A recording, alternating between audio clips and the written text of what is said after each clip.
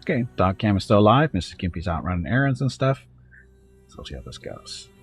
So we get Dog Cam until she gets back. Okay, so we just finished killing Damaccio, who is related to Ruchelet's storyline there. That's why she's in the group currently. And of course we hit level 16 after the fight. We got some draining and stuff to worry about. Not a big deal. Am I going to play Elden Ring? I don't know. I mean, it looks fine. I don't see anything wrong with it. It's another RPG, really, right? Unfortunately, I didn't get to as much time as I wanted this morning to watch people playing it, but it looks like another RPG. Is it anything really that special? Honestly. Because, like I said, when I was watching it, it was like, yeah, okay, this looks like a regular, typical Skyrim type RPG. Thought it was a Souls game. Oh, Dark Souls.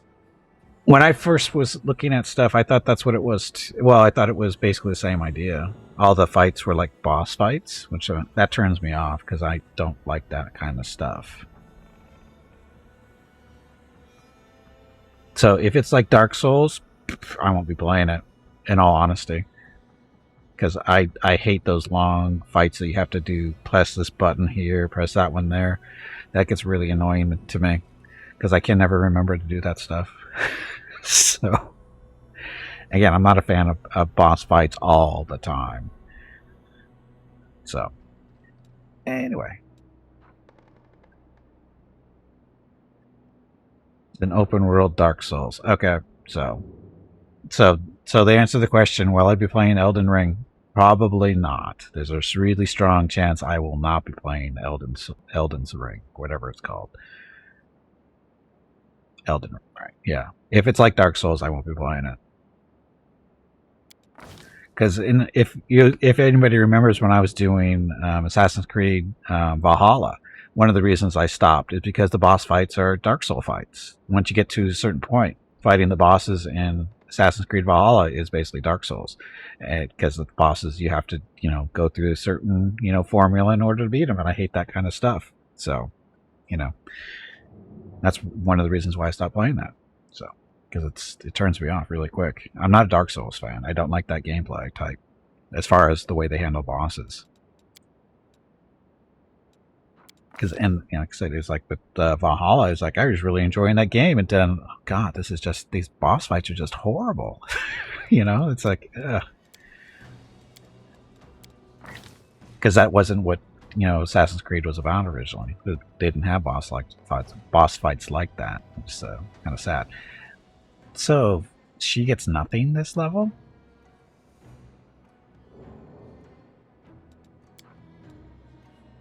She gets nothing at 16? No, she gets another Smite Evil use, but really? That's it? Nothing?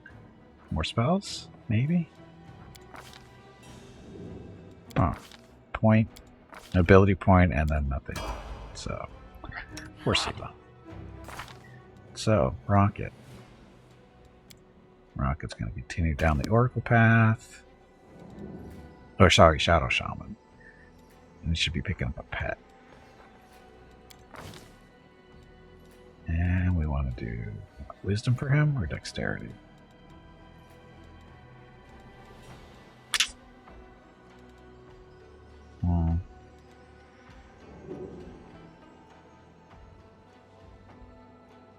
Let's do Wisdom. And skills, so Trickery and Mobility. Some new spells for him.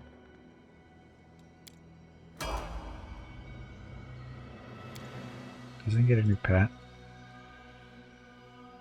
I thought Rocket got a pet. Don't need anyone's sympathy. Class. Not cat familiar. Weapon.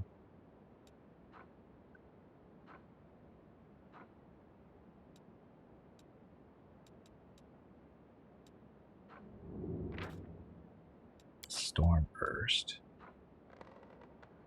Shaman is reduced to 0 hit points. Oh, he's not level 16 yet. He's got to be level 16 of... Oh, he is, though. No, he's not. He's only level 15 shaman. Damn it. Got one more level to go. He's got to be level 16 in shaman to get... I thought it was level 15. That's okay. Picked up another sneak attack and I'll get that next level. Oh, well. Adventures await. Yeah, Veronica. Level 16 kineticist. And want to work on Constitution this level. Do those. And this. Enduring Earth. Don't need Enduring Earth.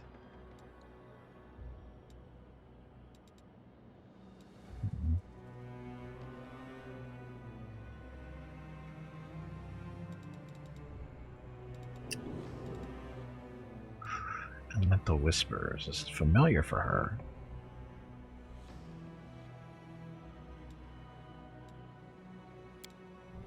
Expanded defense. Flash the stone. Increased by 1 for every 2 kineticist levels you possess beyond second. By accepting 1 point of burn, you can increase the DR by 1 until the next time your burn is removed to a maximum DR equal to your kineticist level. That'd be horrible.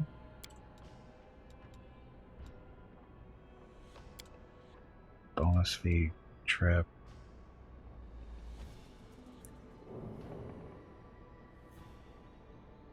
Winter Runner also grants S. She doesn't have anything that's tripping yet, though.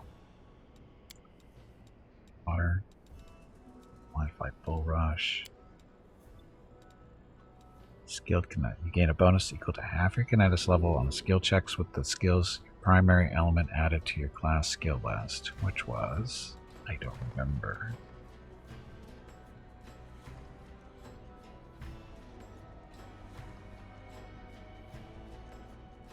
Is all this stuff should know?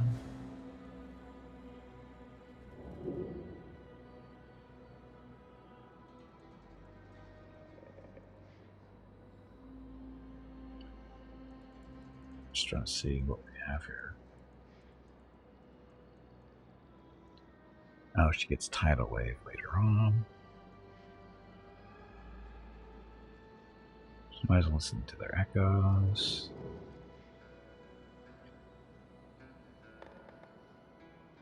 Here we have this stuff. She won't get this because she's on fire.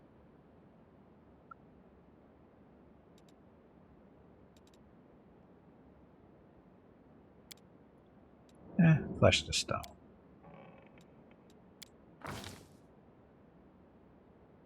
Composite specialization. 69 kills more adept at creating composite blasts. She reduces the burn cost of all composite blasts by 1 point.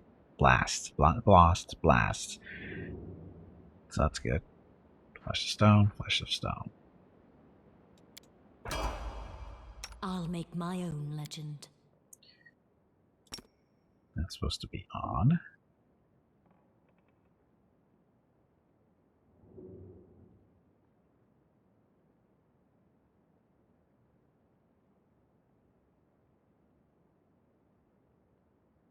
Gains plus 6 size bonus dexterity, plus 4 size bonus constitution, plus size bonus strength.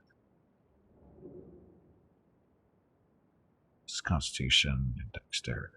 So it's the same thing, isn't it? Oh, higher dexterity there. It's more constitution. That one instead.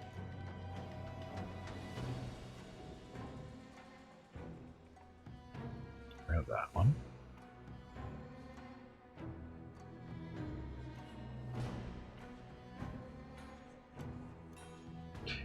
Okay, that. Flush the stone.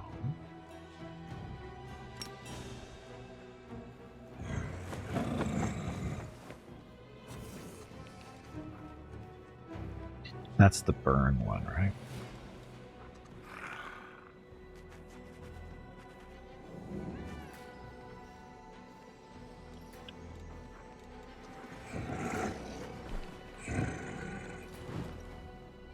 Okay, anything else?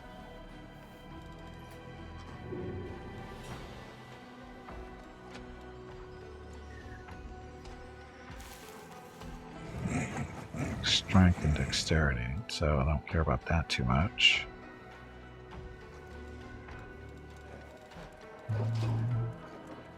Boss fight. Tully, did you hear that? There is a boss fight starting. That's right. I said Tully.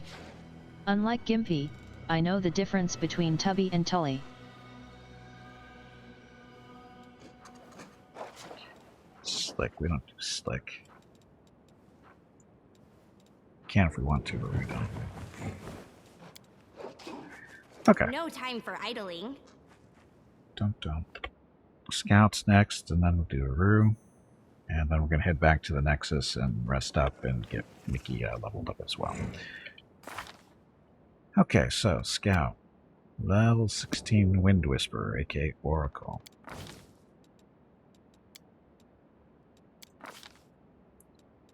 And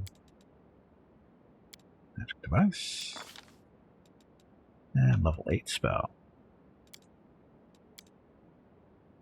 Oh, she gets Stormbolts already because of her class, I think. So Angelic Aspect Greater.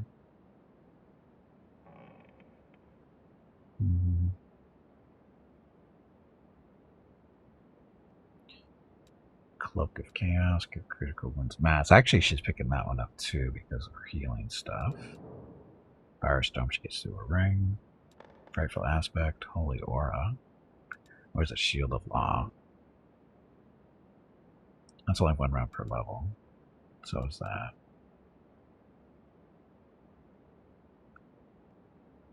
Subjects protecting them from attacks. Gain to resist spells, cast by cat creatures and slime. Hello everyone. Cat creatures when they strike My the name subjects. is Veronica and welcome to Gimpy's Twitch channel. If you are enjoying what you are watching, please click the follow button in the lower right corner of the video screen. That way you will be notified by Twitch when Gimpy goes live. You can also follow Gimpy over on Twitter at GimpyKnee. He tweets out there when he goes live and will more than likely follow you back. Thank you for watching. Yep, thank you for watching. Happy Thursday. Okay, so Cure Critical Wounds, so Shield of Law, Stormbolts. Yeah, and she gets that because she's a Wind Whisperer. So all enemies within 30 feet. Take 1d points of electrical damage per caster level, so that'll be 16. And are stunned for 1 round. Success afforded to save half the damage and negates the stun. So Stormbolts for Scout now, along with Shield of Law, which is 1 round per level.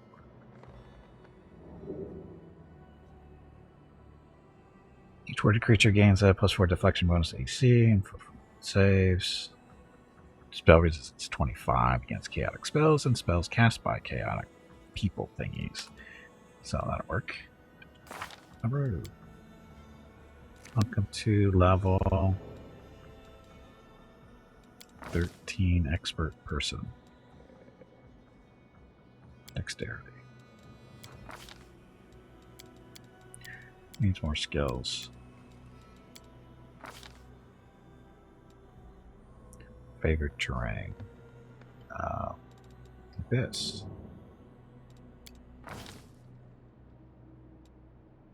And spells. Okay, spell books. Gimpy. Level 1s, 2s, 3s, 4s, and level 5.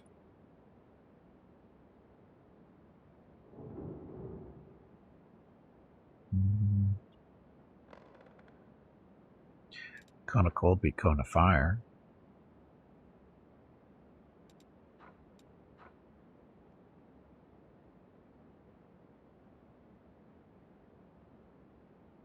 Angelic Aspect, does he have greater? Currently, no.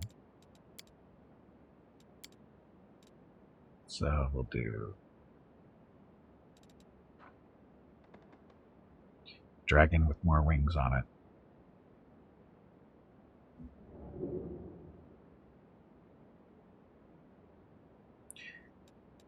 We'll do Cone. Level 6. So we've got Scorching Ray, which is quickened. And Dispel Greater. Hellfire Ray. Hellfire Ray, this is a ranged touch attack. Up to 15d6. 15d6. That'll be all fire for him.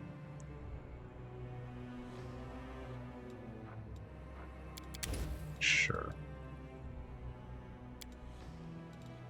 And then this. This is a quicken. Oh, this is sorry. This is at the empowered. What is it? Empowered bolstered fireball. Ice body though. Immunity to cold, vulnerability to fire, and then damage reduction. 5 magic. You're immune to ability score damage, blindness, critical hits. Oh yes, critical hits. No level spell. No level 8 or 7 spells yet. So, Gimpy the icy body dragon thing. Okay, so it's Gimpy, Sela. Level 2 for her.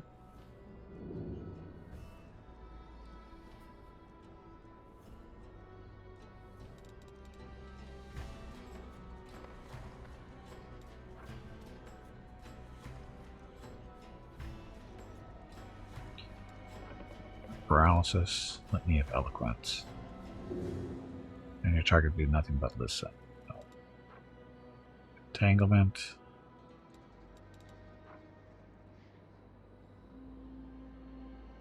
Creature for as long as affect this. Plus 2 paralysis saving throws against fear and death. Plus in luck and resolve. Against fear.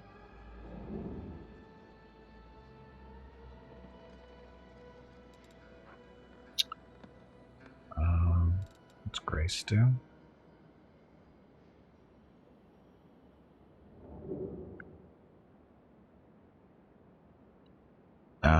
Bonus to say is based on charisma. Guess we should use that, huh?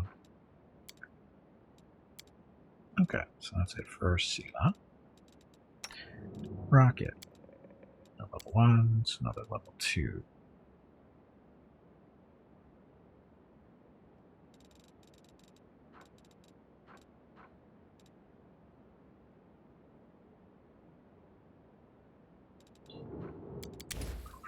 Paralysis. Another level 3.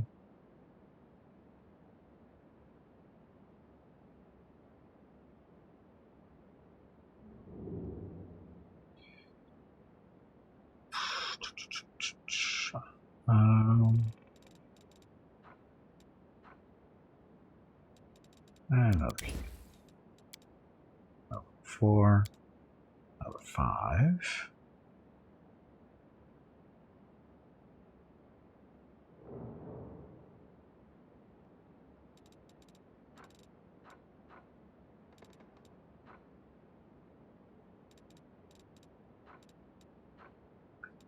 None of his stuff is going to land. That's the worst part. At least at this point in the game, it's not.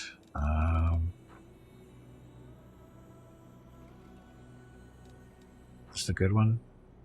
Yeah, shoot. Manicore, dire bears, or leopards. They'll die instantly.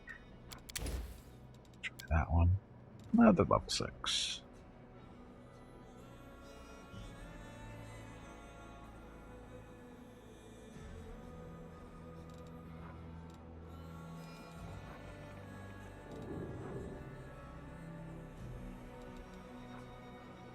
Stone Skin Communal.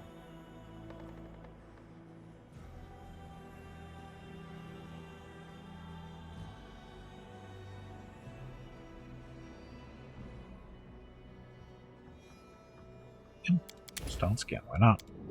Level 7, another one. More Creeping Doom, or heal. So I got Icy Body.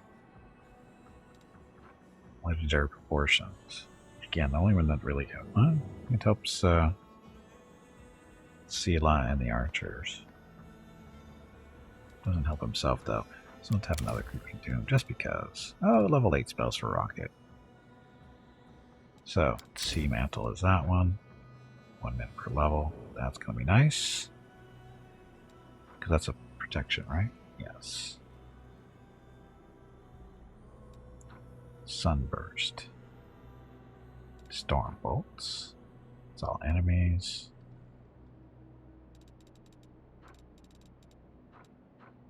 Circle of clarity.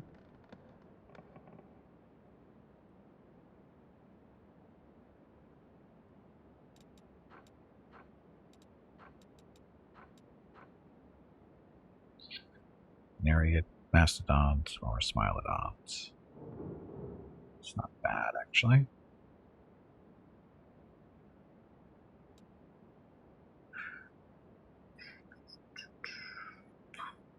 Critical Coolant's mass, though. It's a nice little help with the healing.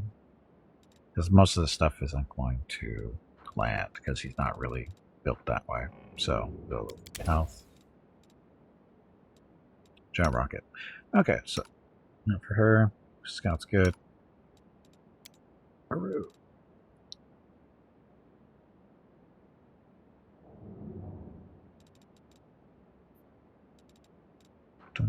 But Falcon, whatever. Guess it doesn't really matter.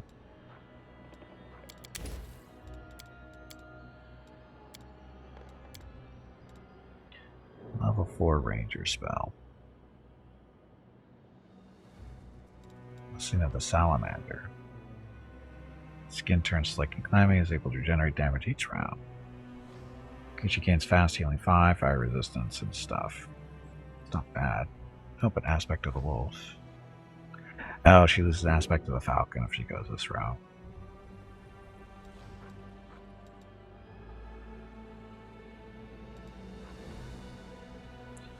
So, 5 points of healing for whatever. So, at most, it's 100 hit points healed. Freedom movement. Now, Evu doesn't level up. She's stuck. Okay. Okay, so there's that. Now we're going to go back, get rested, go through our junk a little bit, sell some stuff, level up Mickey, then if we grab Gate Greybor, we can go do his thing.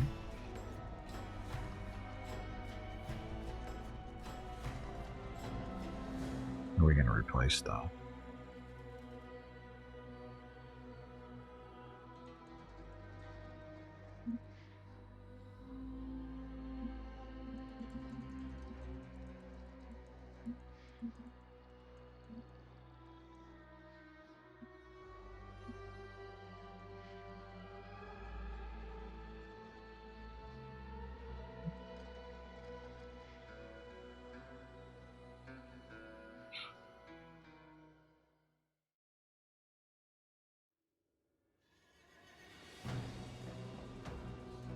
I don't think Greybor does locks and stuff, so it can't replace Rocket.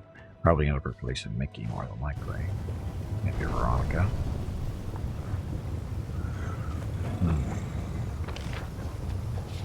Okay, I have to get back to that portal.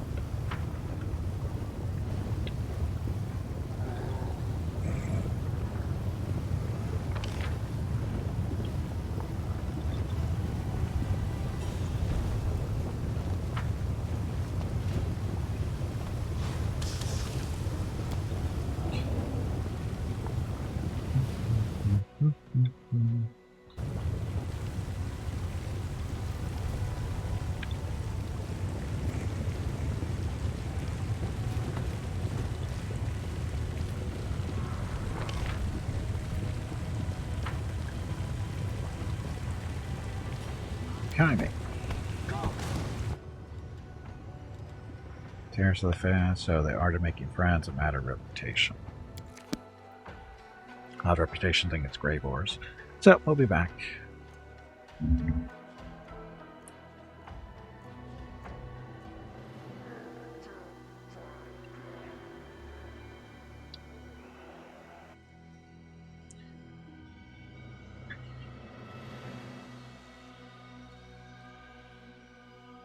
Ah, good. At least you get to watch Mickey sleep now. Seems fair.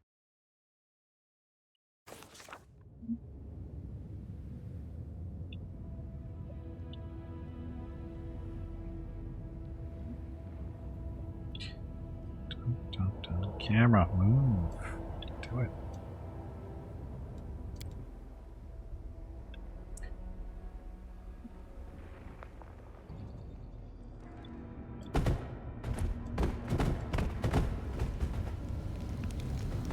Oh, let's level up Mickey first before we rest. I don't think it's gonna matter. Nah, it doesn't matter for him. He's not a spellcaster. But Deliverer, level 16, so he's picking up Slayer talent. And Dexterity or Strength. Dexterity. The Athletics person, Perception, and Stealth, sort of, kinda. Okay, so Slayer talent. Blinding Strike, Combat Trick, good play.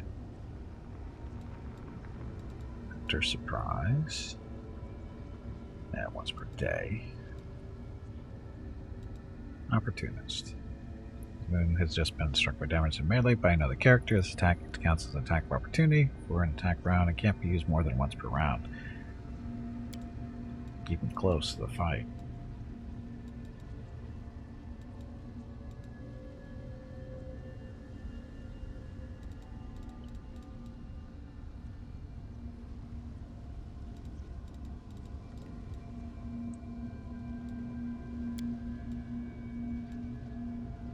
Let's see. Deadly aim, aim on gap. Doesn't really change much, does it? Improve precise shot.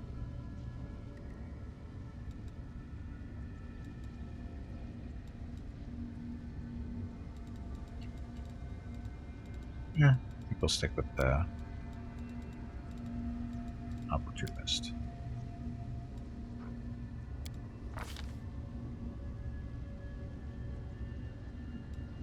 Okay. Easy enough.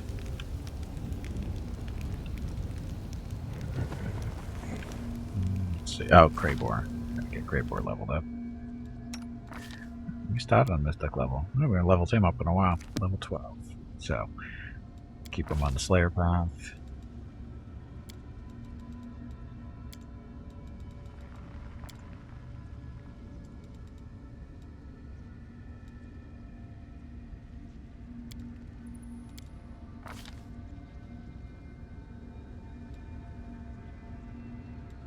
Okay, improve critical. Precise shot. Yes, because we have him throwing axes, so he needs that. Okay, Slayer 14.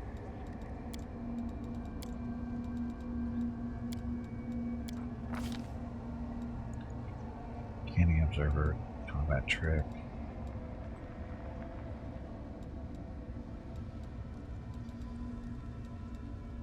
Opportunist.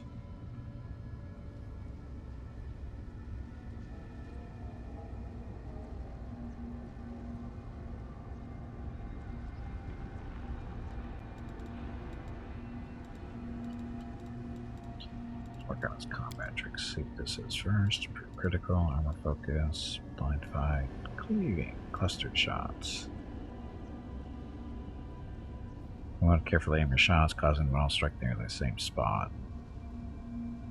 To make multiple ranged attacks against the same opponent, total of damage. Okay, about that later maybe. Aim.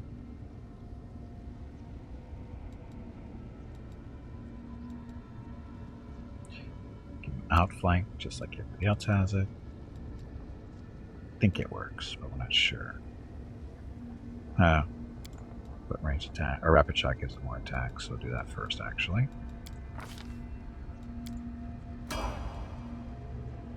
And Slayer 15, 2 more.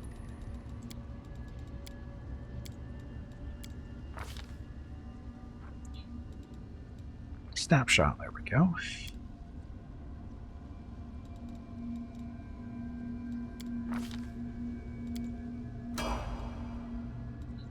Slayer 16. So he wants this helps him hit, right? Or does it?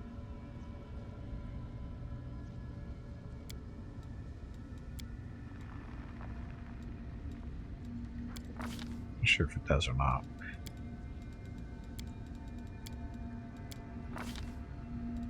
Okay, Lightning Strike. Confounding Blades.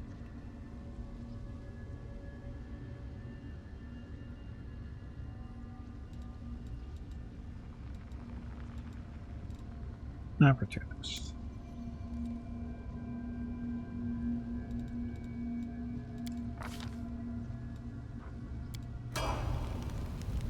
Okay. So, Mr. Dwarf, we're not done yet. Mythic Path.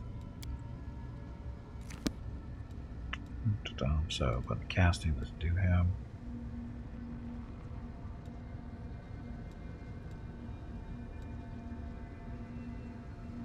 Natural attacks, not cleaving shot. Does it?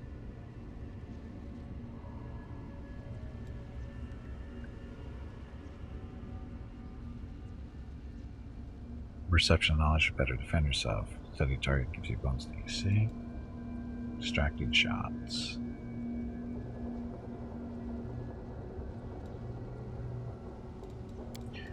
Now, let's see.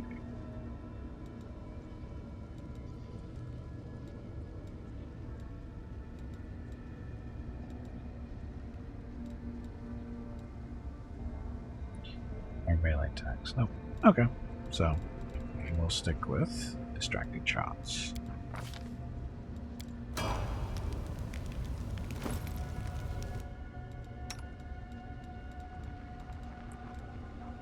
So, he's got the fixed obsession. Gimpy is raising money for the National MS Society for the 9th year in a row here on Twitch. Walk MS 2022 in San Diego is April 23rd, but Mrs. Gimpy, Mickey, Rocket, and Gimpy will be doing private walks in April and May. They are walking 1 mile for every $1,000 raised. If you would like to help with a donation, please visit stompingoutms.org. Thank you. Yep, thank you. And if you have any questions, feel free to ask. Yeah, if you have any questions, feel free to ask. Just forgot what I was going to say. Let's see. Just looking for some decent armor for him.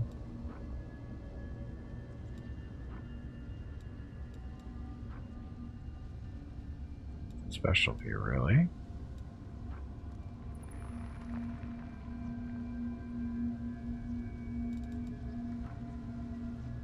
Stick Grace. From Lighten. Increase the max dexterity bonus by 1. Increasing arcane spellfire by 10% and also grants square by +2 bonus on cash level checks to overcome spell resistance. We get that. Specialist armor.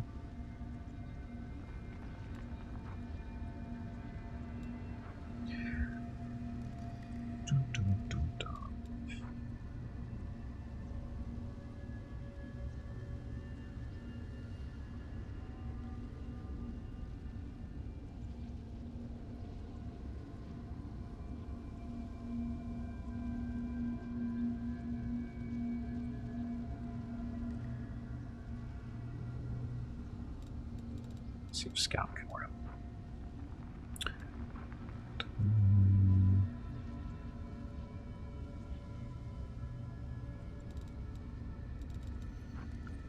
So, athletic stuff.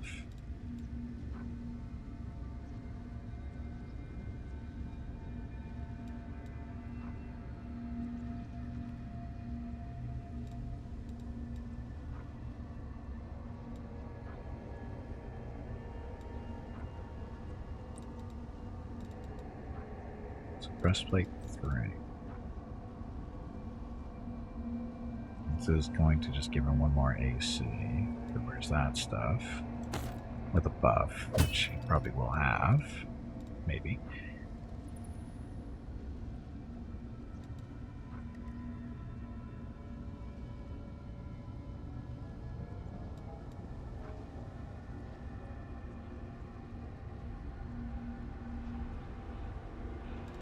Yeah, that'll do for now.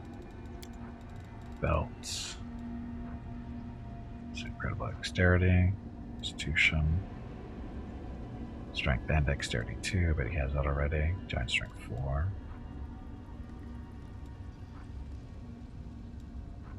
So, those are really good for him. Magic armor. Give him that one for now.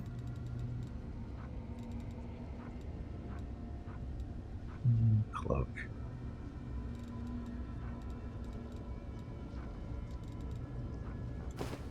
Three for now. Doesn't do rage. Let's see this one. Help him.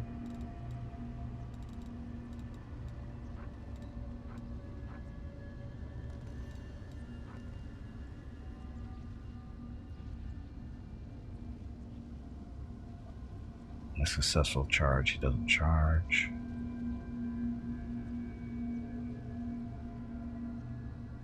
He does a sneak attack. He does extra bludgeoning damage. That's not going to help him either. Hat, that is rage-based thing. Yeah, spells. Summon stuff. Does Magus, and this is still being worked on. Hats. Charisma. Charisma. Wisdom. So, they're really good for him. For his healing, she also gains 5 temporary hit points for 1 round. Ooh. Static discharge. Where his helmet becomes the target of a spell that deals electricity. It was prevented. Well, his next attack deals an additional 2d6 additional electricity damage. That'd be worth putting on. For the hat alone. Okay, this is for summoning stuff, so we don't care. Affect him, use that. Belt.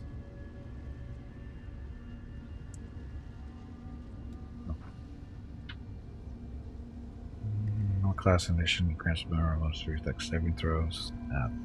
Penalty on little saving throws, though. Those don't work. Chaotic fascination.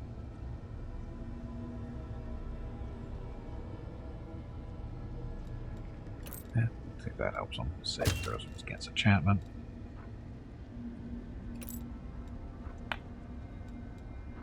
This isn't working because the ring. This is only +2 though, so that's still better.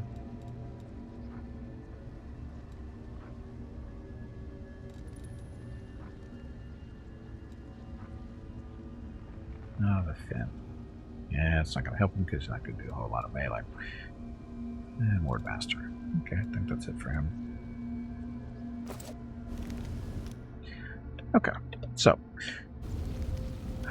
let's camp and go sell stuff and kill some things.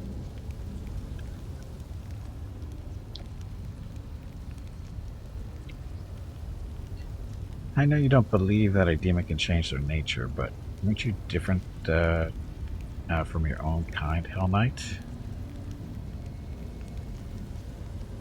I do not engage in rhetorical games. He who enters into an argument with a demon as an equal has already lost.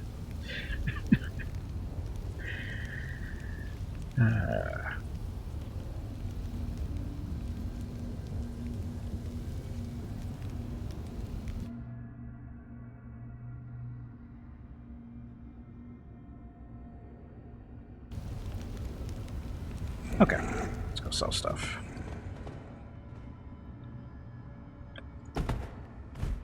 Hey, Woodruff, how's it going? You want to talk about what happened in Ilda's mansion? You mean about how I turned down an amazing magical power because of you? I'm kidding. I rejected it on my own free will. You know, Chief, I've never met anyone like you. I should be laughing at myself, and the way we worked everything out, but I don't want to. What would I do in the Abyss? I just keep hanging out with scumbags and traitors thinking that I'm one of them. But with you, I've been places and seen things, good and bad and things I've never even thought about before. He pauses to think.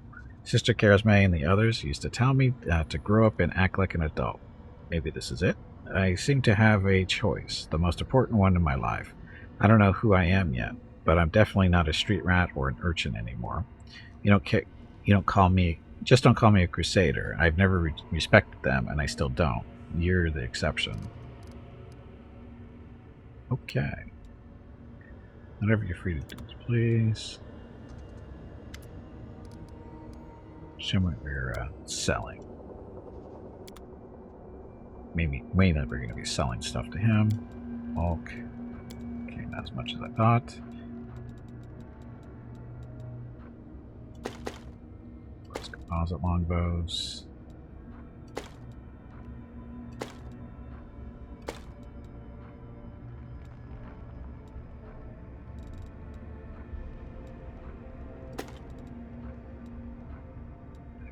Varian. Scimitars. Scimitar 3. Keep that around for fun.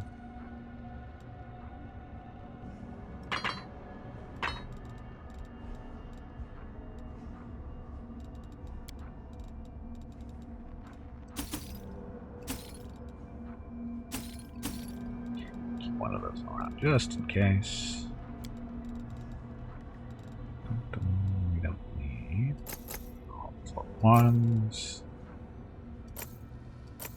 One of those for fun. Those. None of those. Sell those. Aren't your legs getting stiff? You haven't moved in quite a while. Stretch, damn it, you ignorant meatbag. So mean to me sometimes. Okay, level 1s. Boss fight. Boss fight. Tully, did you hear that? There is a boss fight starting. That's right. I said Tully. Unlike Gimpy, I know the difference between Tubby and Tully. Okay, so I want to stand up without provoking an attack of opportunity. So, what would that be good for? Not Gimpy.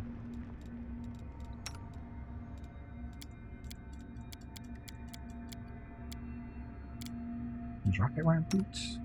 Rocket. Stop. Let's see that. Rocket is wearing freedom of movement stuff. What's her thing? Scout.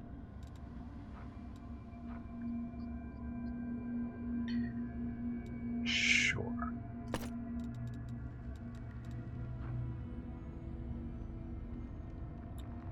It's not prone, the wearer makes a fortitude saving throw, or necessarily the wearer is no longer prone. Cancel. Deal.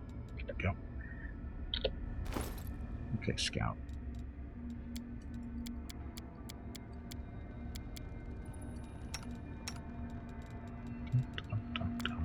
Boots.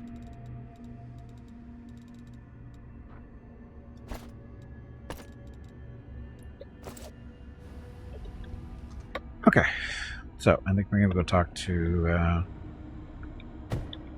Ursula real quick too, at the top of the map out here. Head back in the city and have great work tag along. Why are you going that way?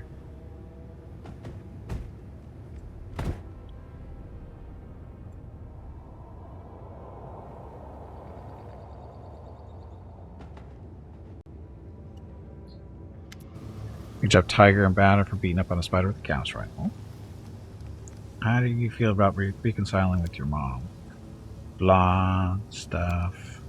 Don't really care. Did you come to me so you could see the surface again? Initially, I blamed demons, whatever. We just lived through the consequences, whatever. So, that. You still want revenge on the demons for your family's suffering, or has something changed? You know, I guess something has changed. Stuff. I thought I hated demons, but actually I just hated myself. So much reading. Distant time for stuff. How do you feel about the skirmish with what's-his-face? Do you need my help? It's good to know. Try to go crazy. Life is made of blah blah blahs, and clear who I'll find when I return to them. I'm afraid of being useless to a comrade in a moment of peril, and of course that's exactly what happened. Well, you know, one cloud of silver lining. It's bound to my tribe. I'm sure Sol will make a cave drawing about it, and I'll be remembered as a very heroic stickman.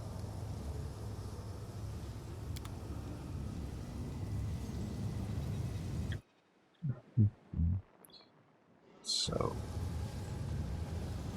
over. Something is wrong. I feel like I've lost something, or not. It was Desna who lost me when we descended into the abyss. She had been my invisible protection through all those years. And now I no longer feel the divine helping hand. I no longer feel the divine helping hand on my shoulder. What is this gift you mentioned?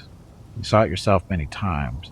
Whenever something threatened my life, the goddess sent her divine butterflies to carry me away. Her powers no longer protect me now that I'm back in the abyss. She's abandoned you? No, I desperately hope that's not the case. The goddess still wishes me well, I'm sure. It's just that the abyss is so far from Elysium that she either can't see me or can't reach me here. She protected me while I was on Galarian, but now I can only rely on myself and you. Can you still enter the dream realm? Maybe. I think so. She pauses, listening to something deep inside her, and then smiles shyly. Yes, my dreams are still there, and nobody will take them away from me. Put yourself in harm's way. I see. Try not to put yourself in harm's way anymore, then. You have nothing to fear with me at your side. I know. Thank you. I want to talk about what happened in Damacio's manor. Yes, I thought about what he said, and then I understood. Wait, I think it would be easier to show you instead of trying to explain everything. Will you allow me into your dream, or follow me into my dream again, please? Sure. Thank you. She takes your hand in her small, searing palm, and the world around you begins to fade. So, nothing like going into a succubus's dreams. What could possibly go wrong here?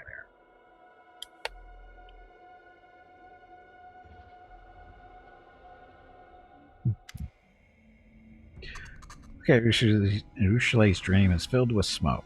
Cold, ghostly fires devouring the dreams of others she collected. Tears are flowing freely from her eyes, leaving faint trails of her soot-stained cheeks. What's wrong? My dreams, it was all a mistake. Do you remember what we saw in Damacio's mansion? What he said about the dreams coming true? Food, riches, the demise of his enemies?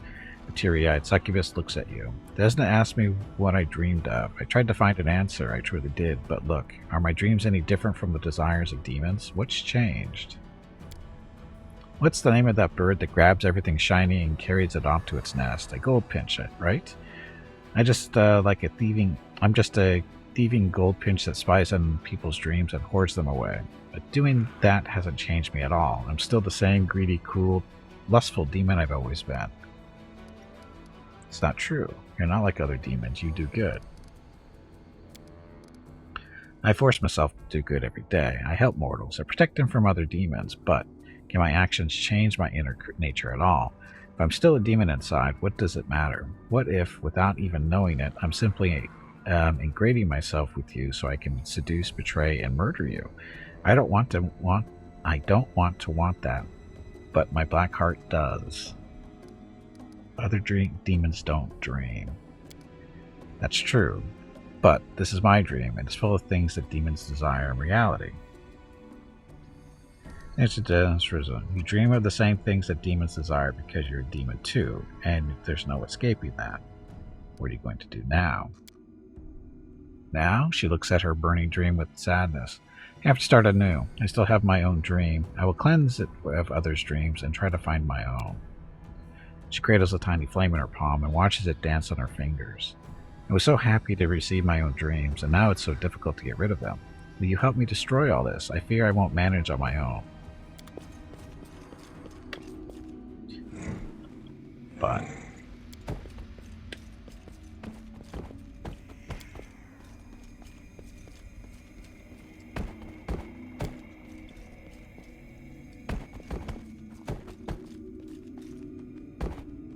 Why does she want to get rid of her dreams?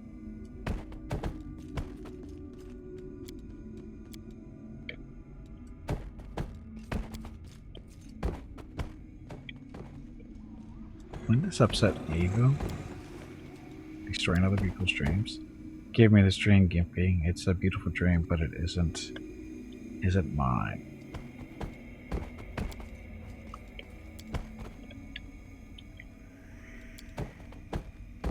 Did we do this in the first run through? I don't remember.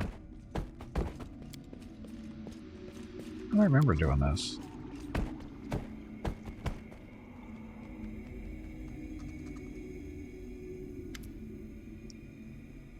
Every dream has been swallowed by the flames. Ribbons of smoke drift away, carried by an intangible wind. A black shadow lurks in the darkness, staring at you. This is Alushinyrra's irredactable nightmare. Succubus touches the table. The fire not only failed to destroy it, it somehow made the table even more real. Alushinyrra studies it with a mix of sorrow and confusion. What's wrong with this stupid table? Why won't it burn? The nightmare didn't burn either. No, it didn't. She looks at the black shadow, which stares dolefully back at her. That thing won't leave this place ever. Think about it. Why this table? Why is it important? I don't know. I don't. She knocks on the wooden surface. It's just the table. Anevia's fresh bread used to be here, but now it's gone, and yet the table remains. What if this is a real dream? Your own dream and not something you've overheard. This table? The confused succubus traces the wood surface with her finger. Is this what I dream of? Furniture? Let me help you get rid of it. We can destroy it if we really try.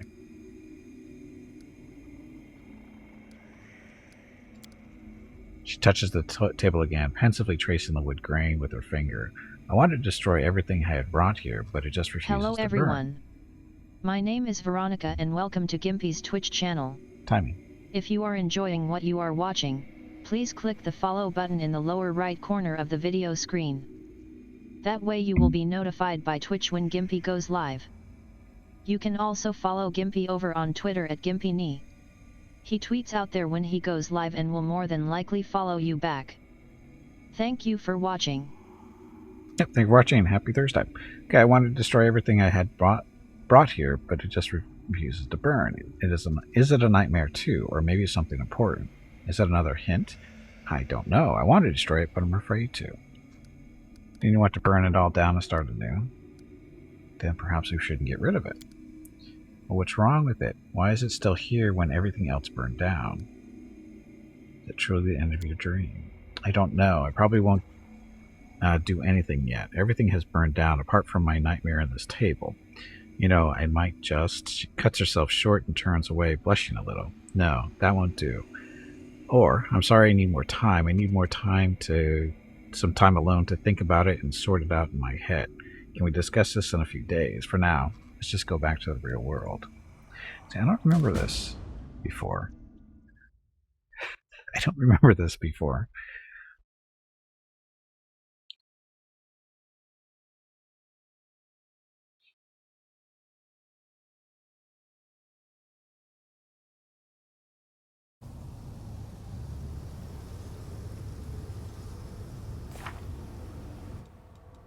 Okay, time to think. 7 days to reflect. So this is for Greybore. Let the evil rout, she ran off in tears. Is that what it was? Probably. Probably. Walking on corpses. So gotta go talk to the Lady Nocticula. Get inside the Mage Tower in the Upper City. Gotta do that too. Conquest of Alushinyrra. Favor the most influential person in the city, Nocticula. It's the only thing we have to do left. But we have to go through the tower first.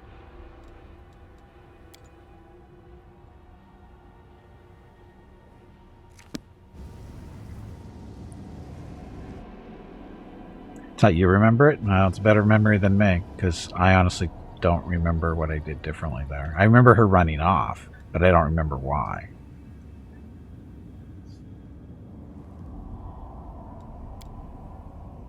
Because I'm pretty sure we didn't have that dream sequence before. So, I guess we just replace, yeah. So Mickey won't be joining us. better pick up the slack there.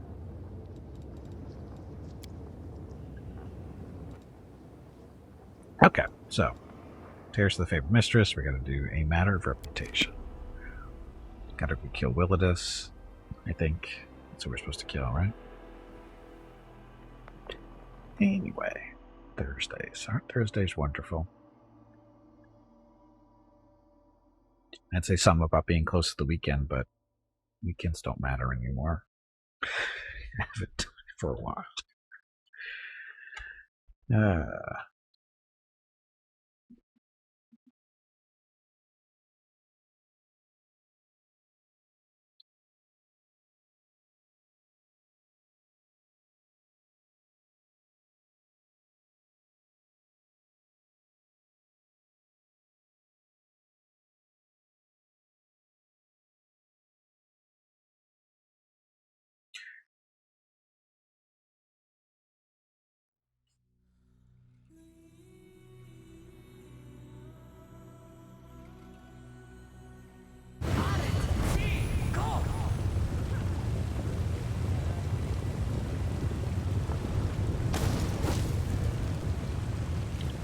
Okay, so we have some buffs to do.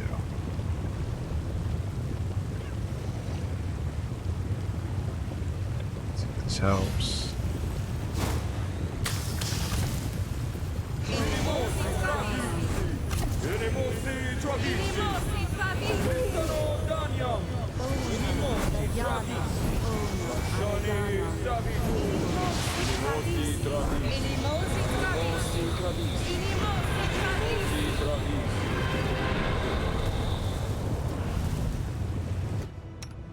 Okay, Gimpy. Gimpy needs Ice Body too now. So put that in this macro.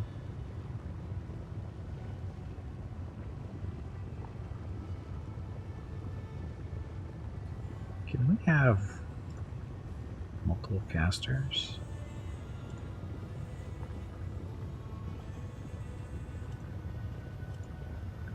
So you can't do more than one. Okay, so cancel that. Add a new one in there. Spell. Oops. Spell.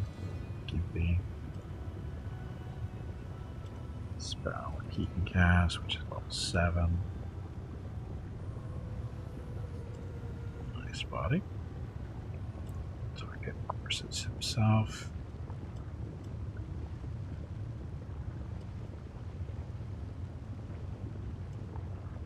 That one.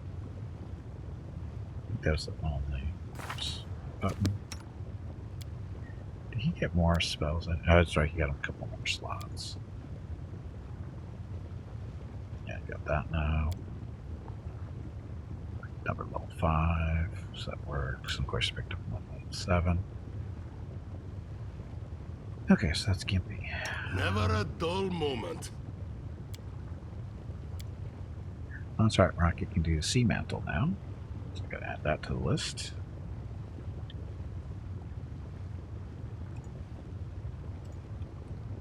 Caster is Rocket.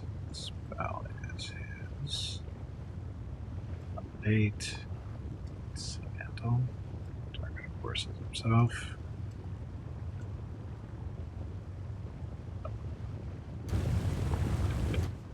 I appreciate privacy.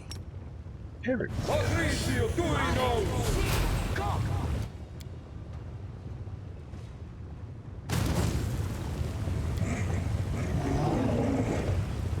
Stone Skin Communal. Do you want to burn this? Sure.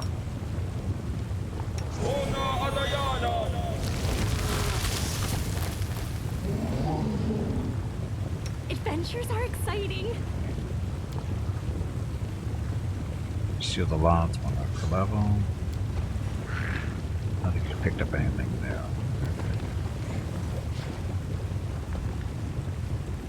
We're okay there.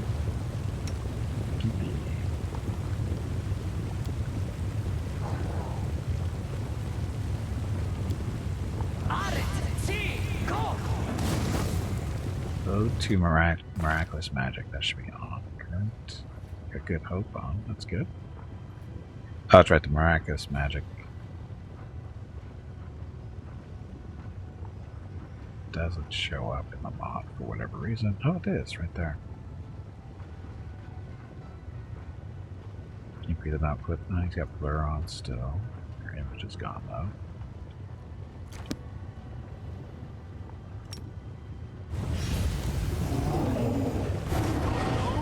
Don't care. Scout. You know what you're doing. Good. So this guy, he's missing all kinds of buffs. So, A simple Scout. smile goes a long way. So, him. Less. So, let's align his weapon against chaotic.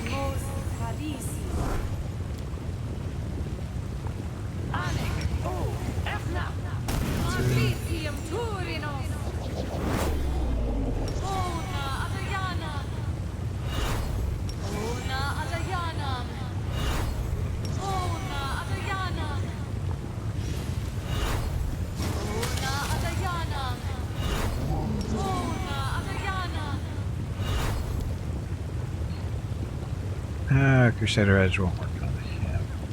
I'll put it on just in case. The spell's not working. Don't work. That's mean. It is mean. Give him Death Ward at least. And like okay. So, everybody else have Death Ward? Yes.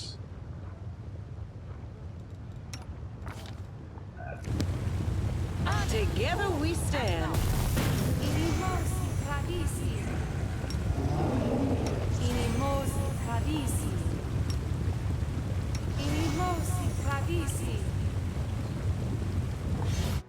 Okay. Dun, dun, dun. So we have to go head over to the tower thing, which is over here, I believe.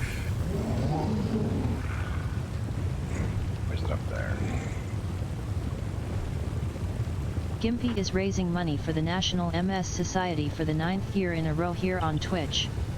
Walk MS 2022 in San Diego is April 23rd, but Mrs. Gimpy, Mickey, Rocket, and Gimpy will be doing private walks in April and May. They are walking 1 mile for every $1,000 raised. If you would like to help with a donation, please visit stompingoutms.org. Thank you. And how we get over there? It's not, is that? Yeah, I think that's actually the towers.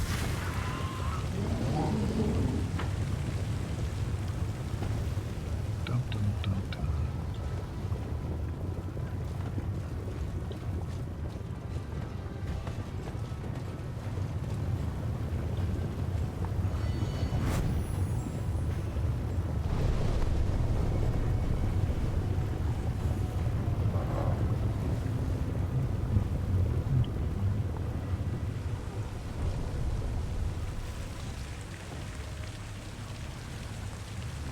So, place of incest and degeneracy.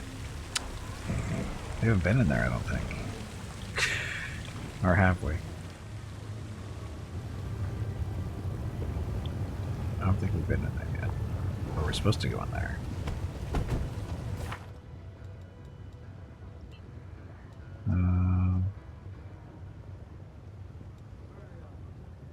Assassin stuff. Dwarf is on scourge, so up.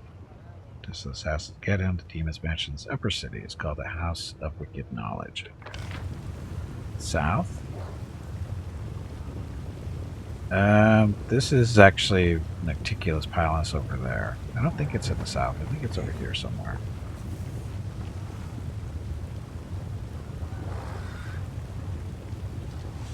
There it is. House of Wicked Knowledge. So it's straight ahead. Ish.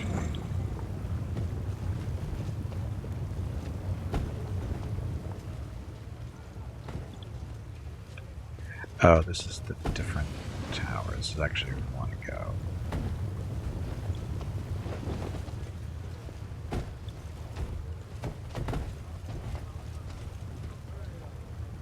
Look at all the invisible people up there. South Lincolnshire. Do we really want to go there? Look at all the... There we go. Feast and clean up after yourself so the guards don't find the bone. So...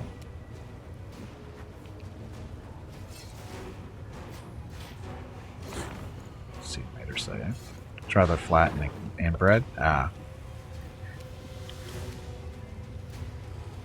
Vampire Packmaster. I don't think we'll be able to sleep those guys.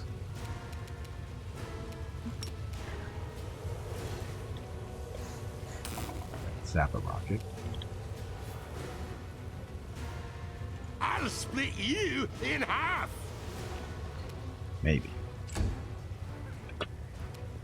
Grey boar.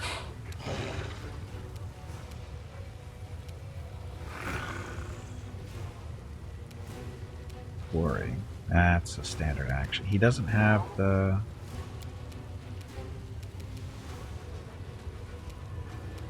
I think he doesn't have mark like other slayers do. Or is that a special thing? Study target. There we go.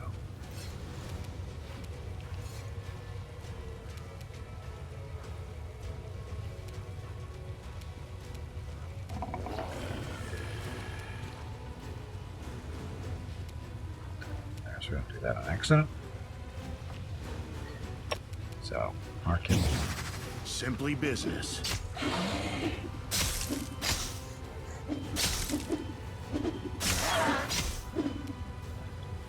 Didn't do too bad there.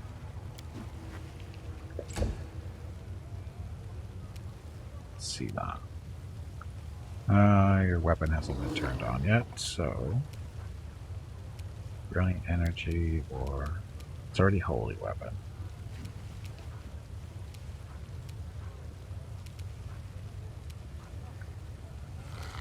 Disruption's not going to do anything. It's them. They're higher level than us. You know, they're holy. Axiomatic. Speed. Still brilliant energy.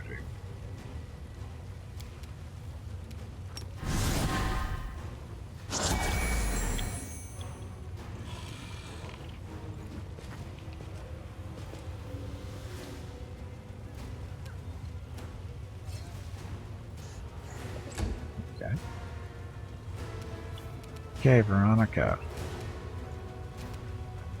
I hear these guys don't like the mud.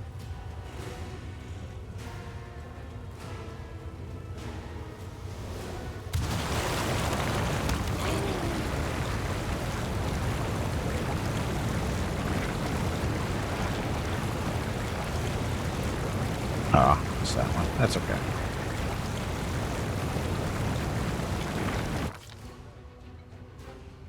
Does she have her stuff? Oh, she has stone skin. She doesn't have her water shield. Well, so turn that on.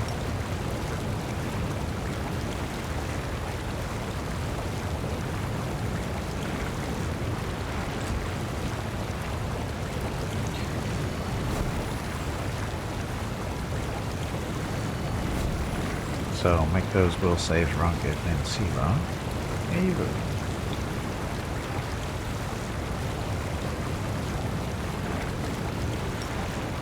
Sonic damage for them.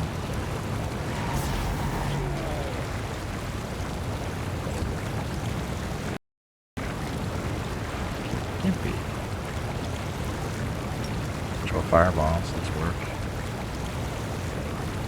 Now it's one in the corner over there we didn't see. Let's work out these guys.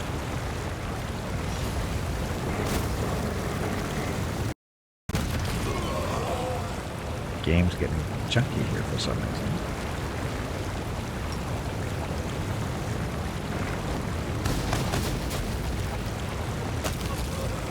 Angry Dragon, yippee.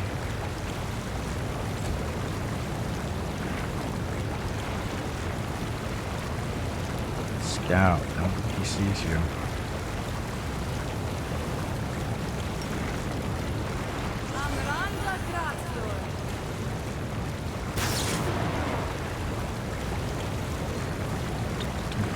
Her lightning's up for 24 hours now.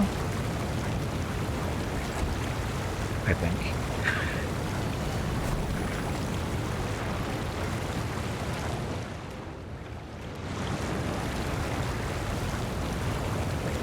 So which one was just doing the casting? That's the question.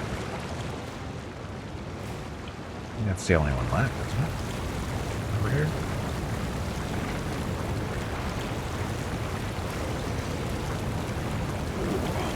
Attack through the window. Smear.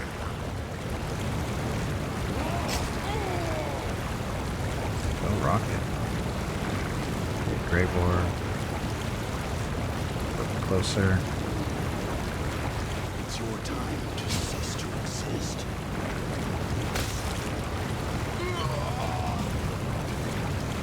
See enough? I tire of waiting.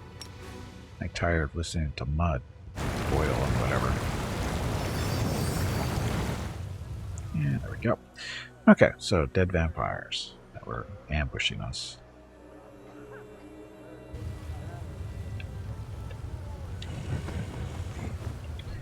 And no loot, or just that. Defiler. Defiler is a heavy mace. +4 unholy heavy mace increases the amount of damage. Channel negative energy does to living creatures or heals undead creatures by 2d6. I think we had Staunton use that for a little while. House of Wicked Knowledge. Well, we'll need that. Portal up.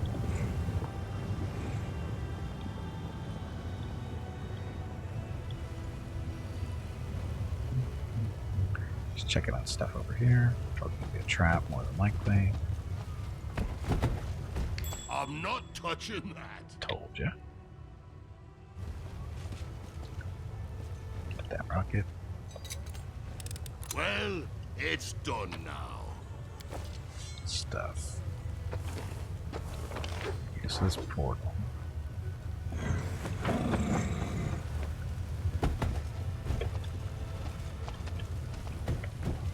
Hey Gimpy, have you hydrated lately? Yes. If not, you really should.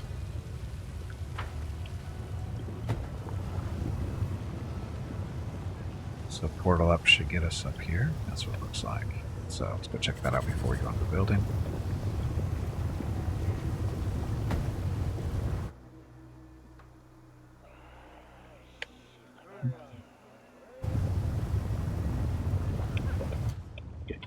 Can we cast his spell?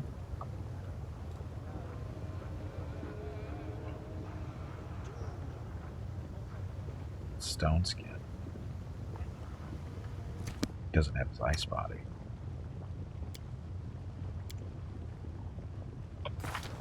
Right? Thought we cast that. Stone skin's there, mirror image. Clear. That. So no.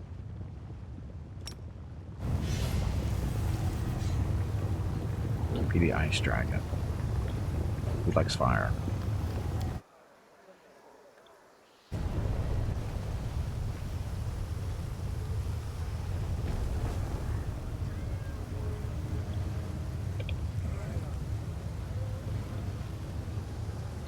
Down.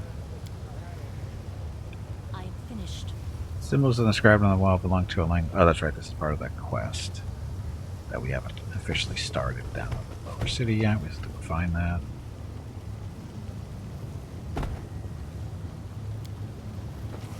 Get that rocket, would you? Oh, I managed it.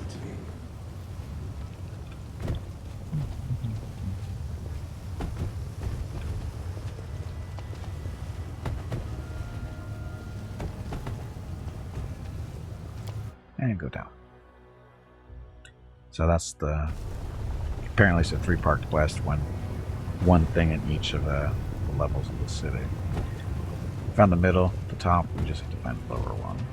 Make that roll, and then I don't know what we do after that. That's so laggy. Game wants to restart, I think.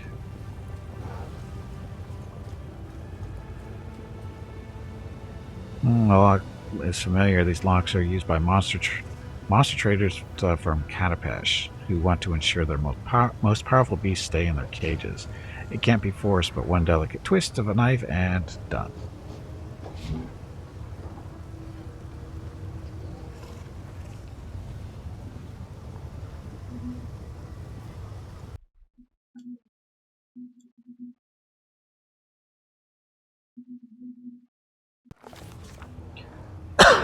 Choose your own adventure. Sorry, drinking water because there's going to be a lot of talking. A hunt is a clash between the hunter's cunning and the shrewdness of the prey. When the prey expects a trap, the hunter's acumen is put to the test in trying to subvert such expectations. Willardus has proven he understands this fundamental principle. Commander bursts through the front door and freezes. For all the tales about the mansion supposedly becoming a citadel, no one is there to assault the unwanted guests. There are no flying arrows, no chilling battle cries, and the expensive furniture hasn't been turned into makeshift barricades. The commander and his companions carefully examine a luxurious antechamber. There are 2 doors leading deeper into the mansion. One bears a symbol of a mirror, and the other a symbol of a knife.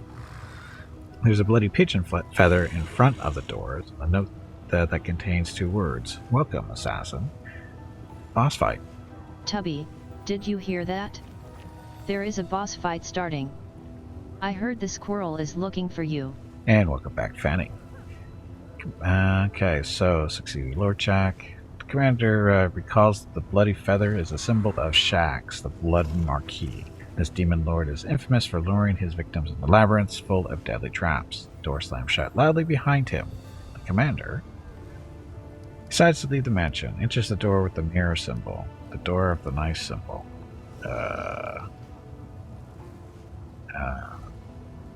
Knife. They say that pets reflect the character and disposition of their owners. This is true. Then the lord of the mansion has a truly cruel and perverse disposition. The commander enters a spacious cellar filled with scattered bones and cages. All of them are wide open, and the creatures they once contained are freely roaming the room. They've all come from different planes. Some are monsters, some are mere animals, some are intelligent species, yet all of them shamble around aimlessly. They pant loudly, and drool drips from their slack jaws and open mouths. Their horribly mutilated and scarred heads provide evidence as to the reason for this behavior. A merciless surgeon has opened their skulls and taken out most of their brains, leaving only the bits that govern the most base instincts such as hunger. And these creatures are very hungry indeed. The commander decides to distract the monsters, to slip past the monsters, to scare away the monsters. Trickery. We should be able to handle that, no problem. Stealth. Tricky. Intimidate. We can do that too.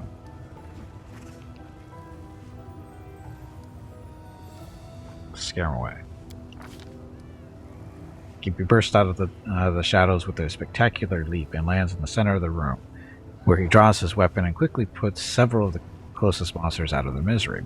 He produces such a wild and bloodthirsty howl that even though these mindless wretches are shaken to their core. Squealing pathetically, they hurry back into their cages, huddling in fear. The way is now free.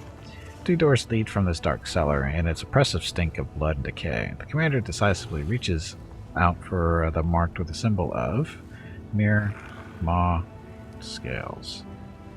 And go sparkly vampire, kill them all. Sparkly never wins? Sparkly wins most of the time, it seems like. Just saying. Let's see. Let's do pair of scales. No matter how gleefully the lord of this palace mutilates flesh, he is first and foremost a scientist. And a scientist, by definition, is a madman who can put to shame any giggling maniac with a knife. Therefore, it comes as no surprise that his laboratory is furnished with care and order, and there's no hint of the tawdry luxury found in the other rooms. There's a multitude of flasks and vials with potions resting on the tables, and the cupboards are just full of jars containing brains of all shapes and colors. As soon as the door closes behind the commander's back, a huge silvery autoclave opens with a wheezing clang, emitting a wave of foul-smelling brine. A hideous homunculus, covered in glistening slime, crawls out of the autoclave. Its liquid, malleable body constantly grows new limbs, eyes, and mouths, absorbing the bits and pieces it no longer requires. It seems the monster can't decide what shape it should take. It stares at the commander with malevolent intelligence. It seems it has better mental faculties than most chemically produced creatures. The homunculus giggles repulsively as it grabs a vial full of acid and aims it at the commander's head. The commander starts throwing flasks of potions at the homunculus while trying not to touch any really dangerous substances. No problem. Attacks the nimble monster, hope the corner and finish it off. Scare off the malevolent monster. Knowledge Arcane. Barrage of flasks, vessels, and other laboratory wares forces the homunculus to retreat behind the bulk of the autoclave and defend itself from there. Gimpy grabs a round, corked vial with a frost on the inside.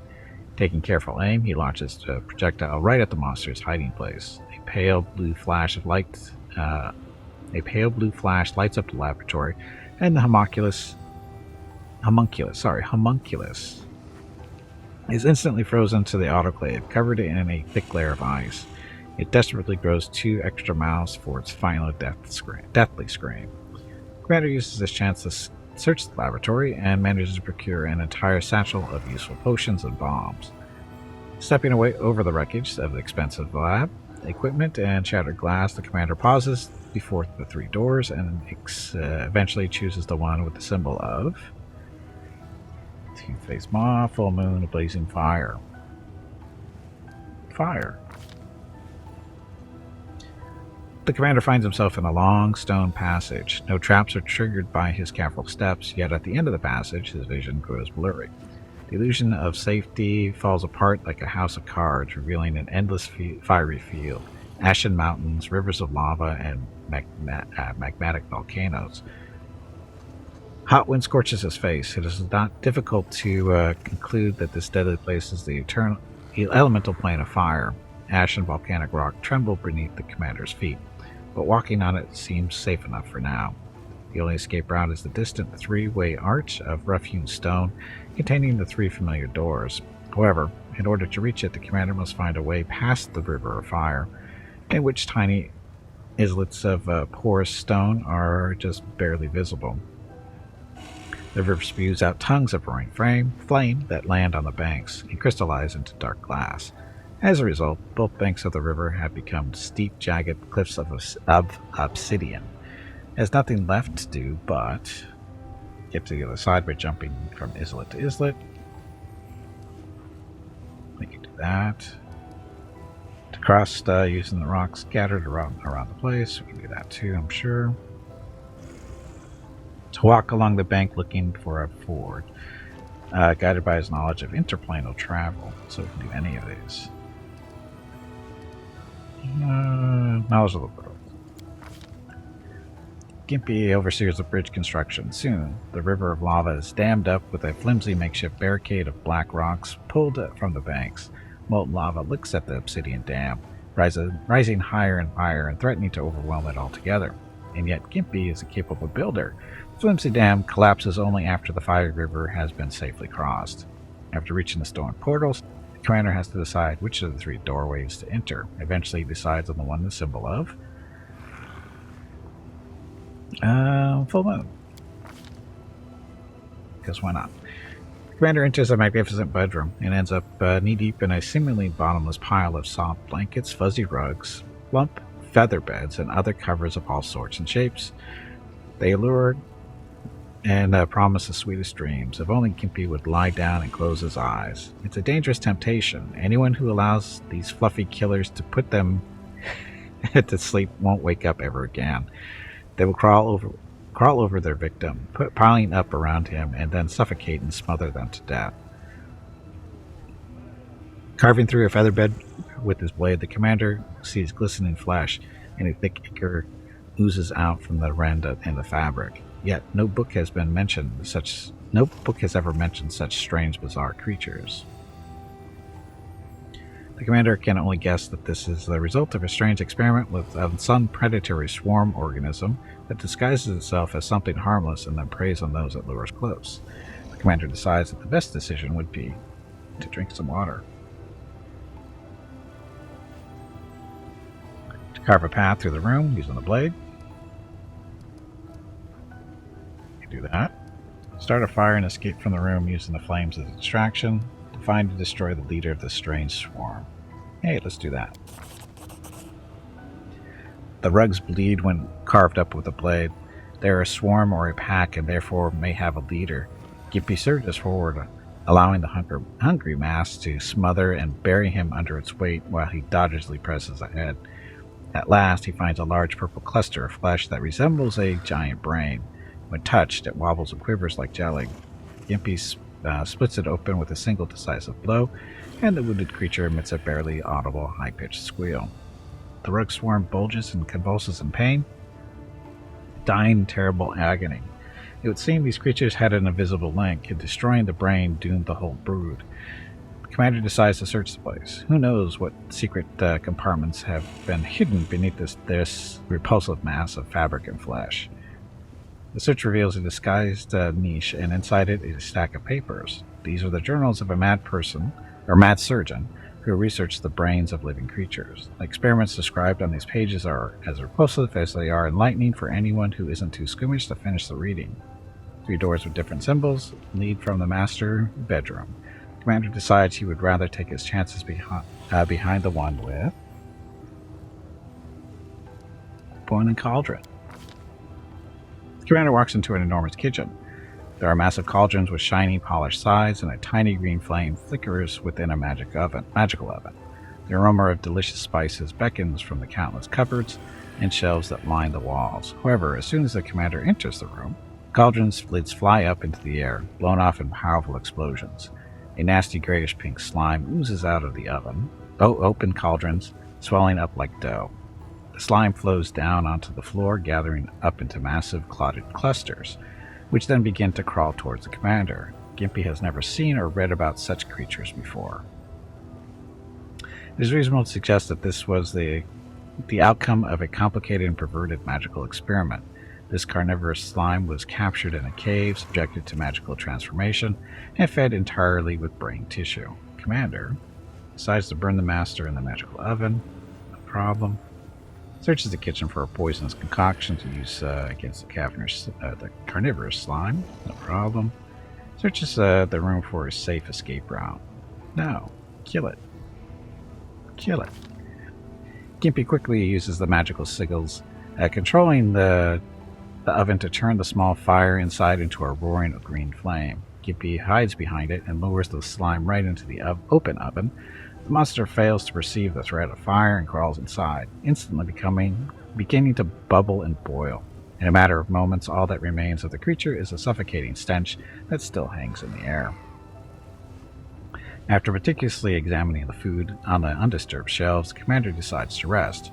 He takes the opportunity to recuperate and bandage his wounds. We haven't got hurt, have we? It is thinking ahead rather than rushing forward recklessly that separates able tacticians from those who rashly press on and perish. 2 doors lead from the kitchen, where it is apparently easier to be eaten than to eat. The commander chooses the one that is marked with the symbol of full moon or blazing fire. Blazing fire again, please. The commander steps through the door and enters the boundless burning plain where fire reigns supreme. The door vanishes into thin air, the ashen mountains reach up to the scarlet skies and cry tears of molten metal. Some way ahead, beyond the roaring river of lava, Gimpy can see a 3-way stone arch. There's nothing left to do but get to the other side by jumping from islet to islet, crossing the rim scattered about the place, to walk along the bank leading.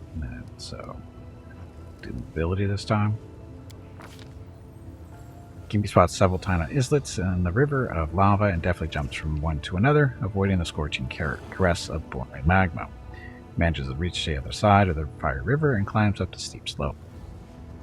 He oversees the bridge construction. Soon the is dammed up, and yet gains a capable builder. We already did that.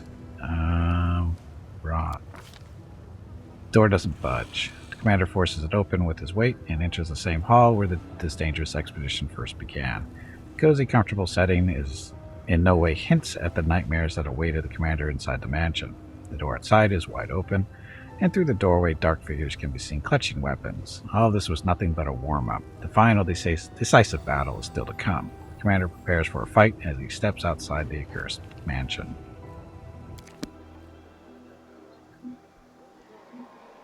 This was nothing but a distraction.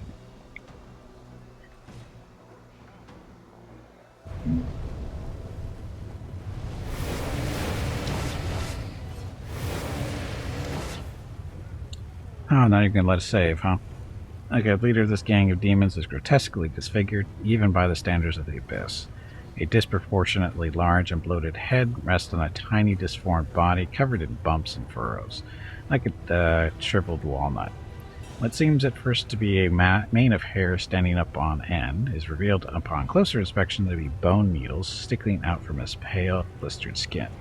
Where the mouth should be, there is instead a bony plate formed from yellowing teeth that have grown together. It protrudes out from his torn, lacerated lips. His voice appears to come from a slobbering, undulating hole in his neck just beneath his chin. More bloody larvae showing up at my palace.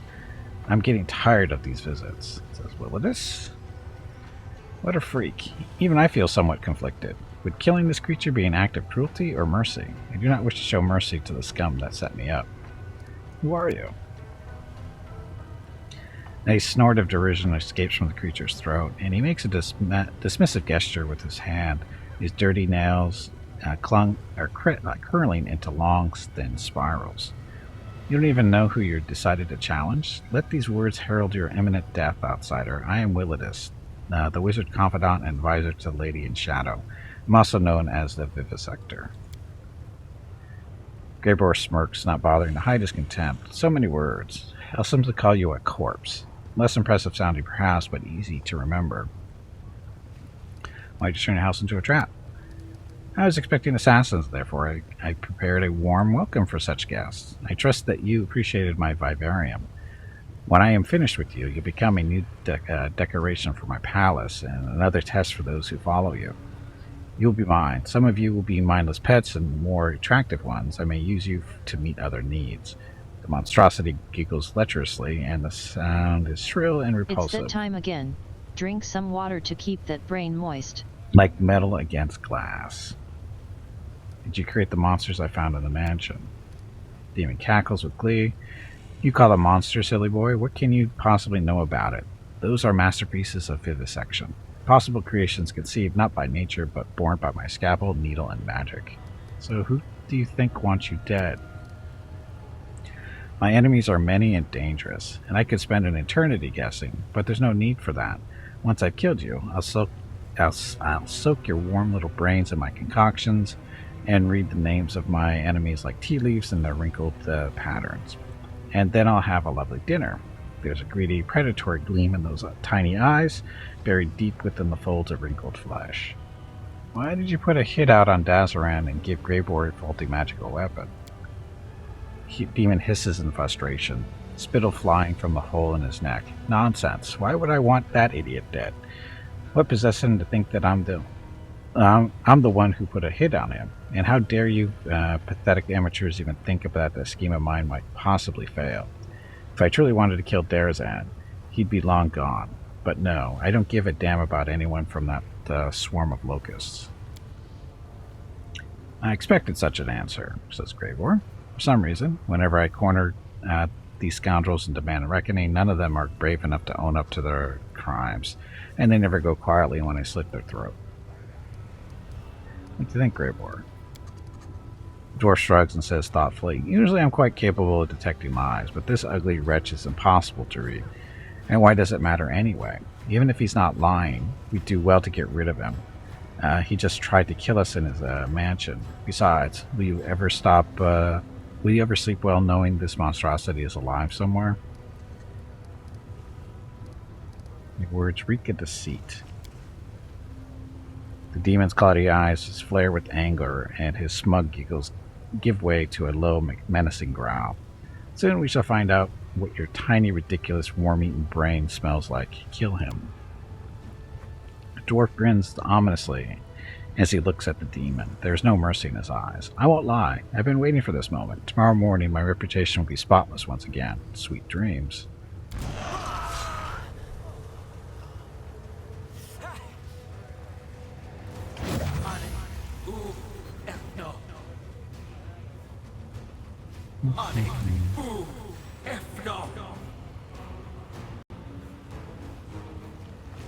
Oh, Rocket.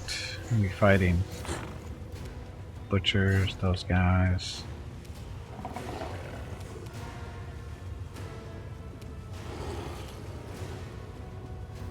I don't like you. Good rolls everywhere. Holy crap. The game hates me so much, I swear. Okay, scout. Put up the haste.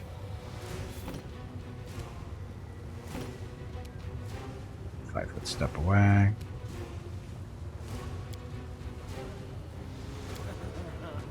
You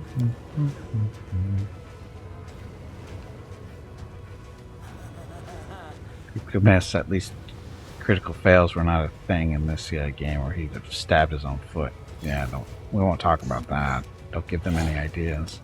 Look, it's a firestorm. See if it kills any of the people standing around.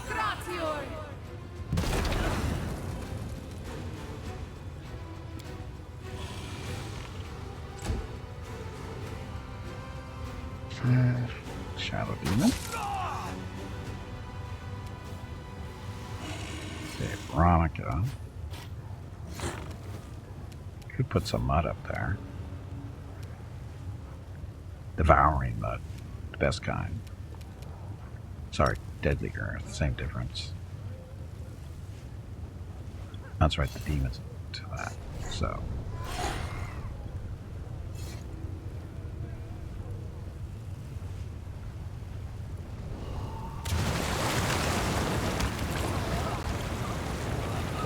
Got Rocket on accident. Sorry, Rocket.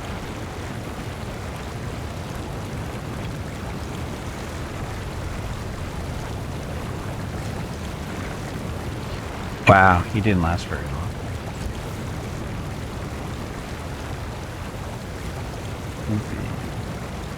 Away from that mud.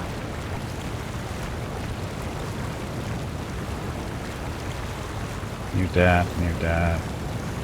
Badly injured. Puppies like playing in the mud? They do, but it doesn't mean that's a good thing.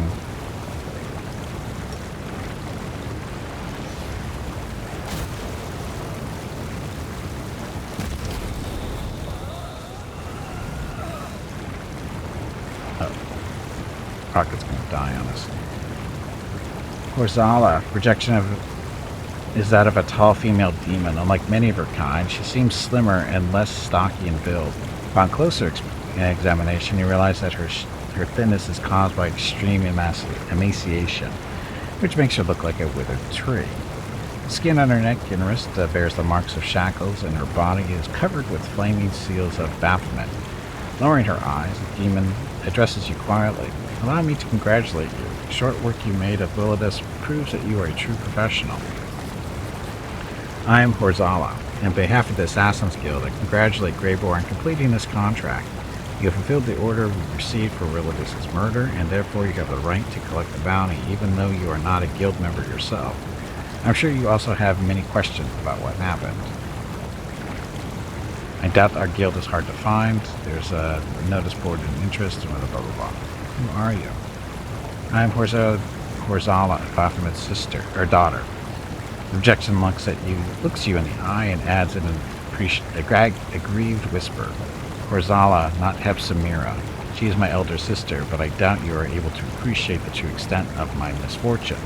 I'm also known as in Alushinyrra as the assistant and right hand of Yaz, the head of the Assassin's Guild. You know what happened here? We know a thing or two, but we should discuss these matters inside the guild, not in public.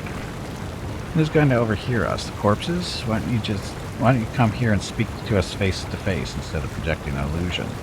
Or are you afraid we won't like your answers and will make you join Willidus? At the sight of the demon's sour expression, Gabor gives an aggressive snort. We'll pay you a visit in the Assassin's Guild. Thank you for your time. The bounty awaits you. I'm not sure what reward awaits us, but I truly hope it's a considerable sum of gold and not a meager payment served up at the end of a blade.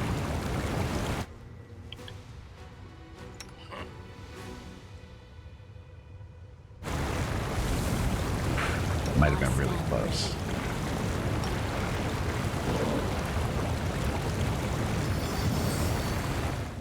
Bye, Mud.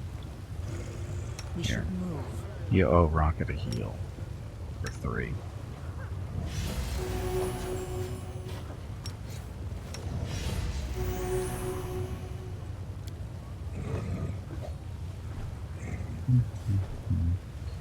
Oh, there's this one.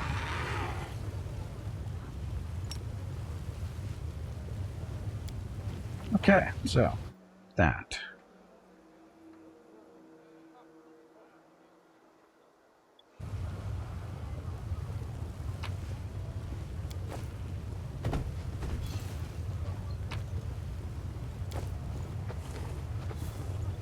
Wow, well, it just didn't have anything, did he?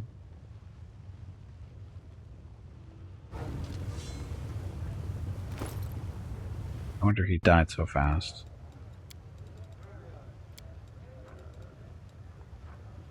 Hopefully 2. Scimitar throughout book. Vivisector's notes. General might fetch a handsome price, but only a true professional in the art of surgery will appreciate this grim tome for what it's worth and value it accordingly.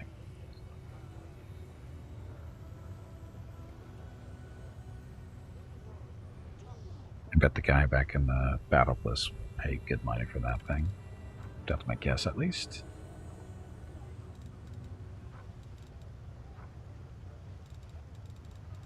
So, nothing really new. We're good. Except for the book. Okay. So, we're supposed to go find the Assassin's Guild. Got to Graveboard tag along for that one. And the tower we're supposed to go into, I think, is right there. And I like how the vampire corpses show up on the map, but they're not really here.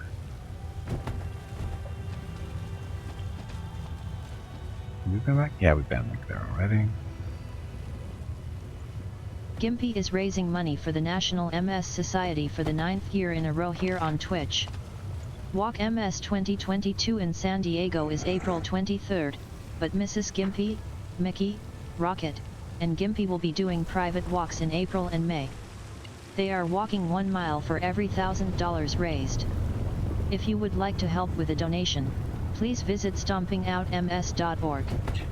Thank you.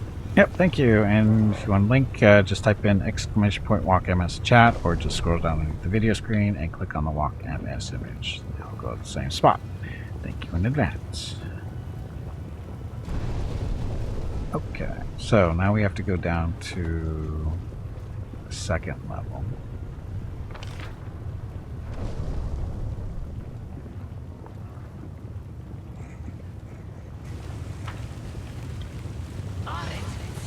Go! 10,000 Alliance, I think, will put us, yeah, it puts us right there. So, flesh markets, matter of reputation. So, 10,000 delights is closer, though. Dum, dum, dum, dum.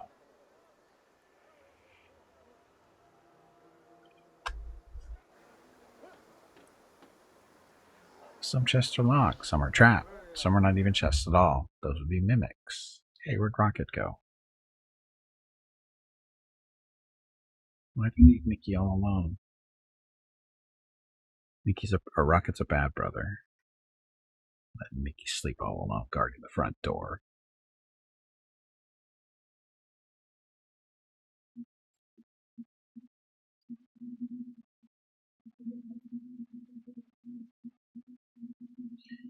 Anyway, happy Thursday. Hope you're all having a good week.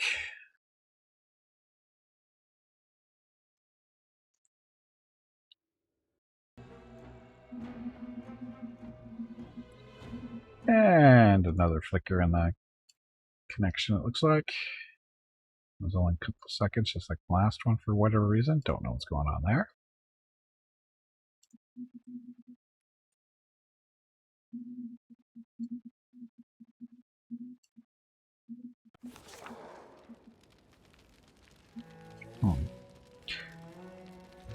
Oh, rocket's in here now. Scout on the house rocket? No. I would be surprised if she was. Okay, now we go outside.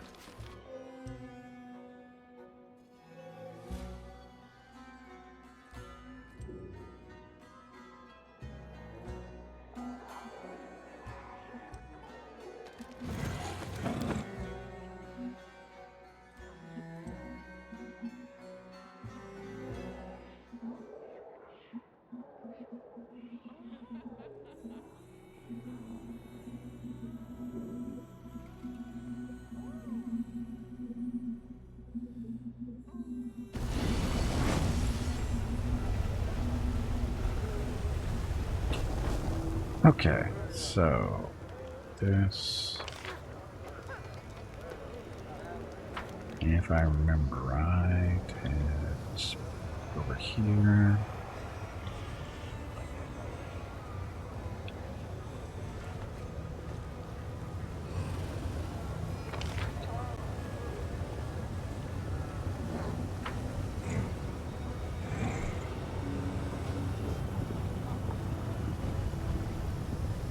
Down.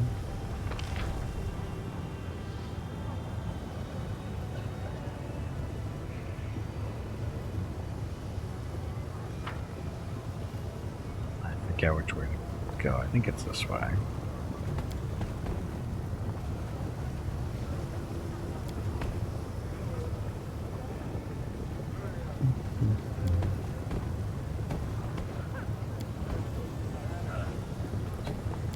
Where are we going down?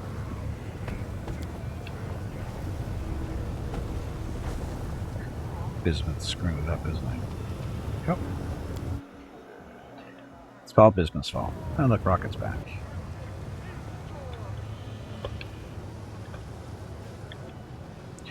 Ah, this.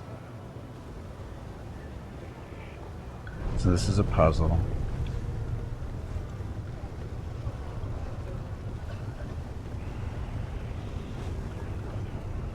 If I remember right, you have to be looking just the right way to get the door to show.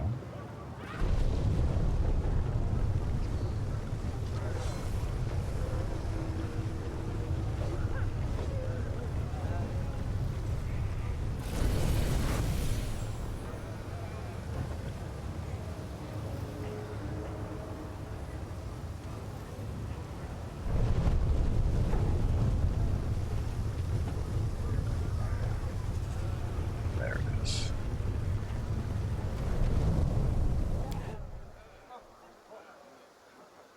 Goofy little puzzles. Forget how long it took me to find that the first time.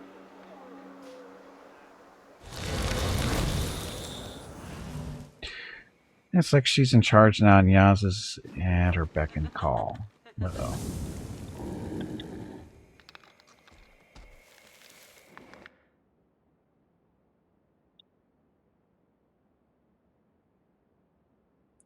Saving.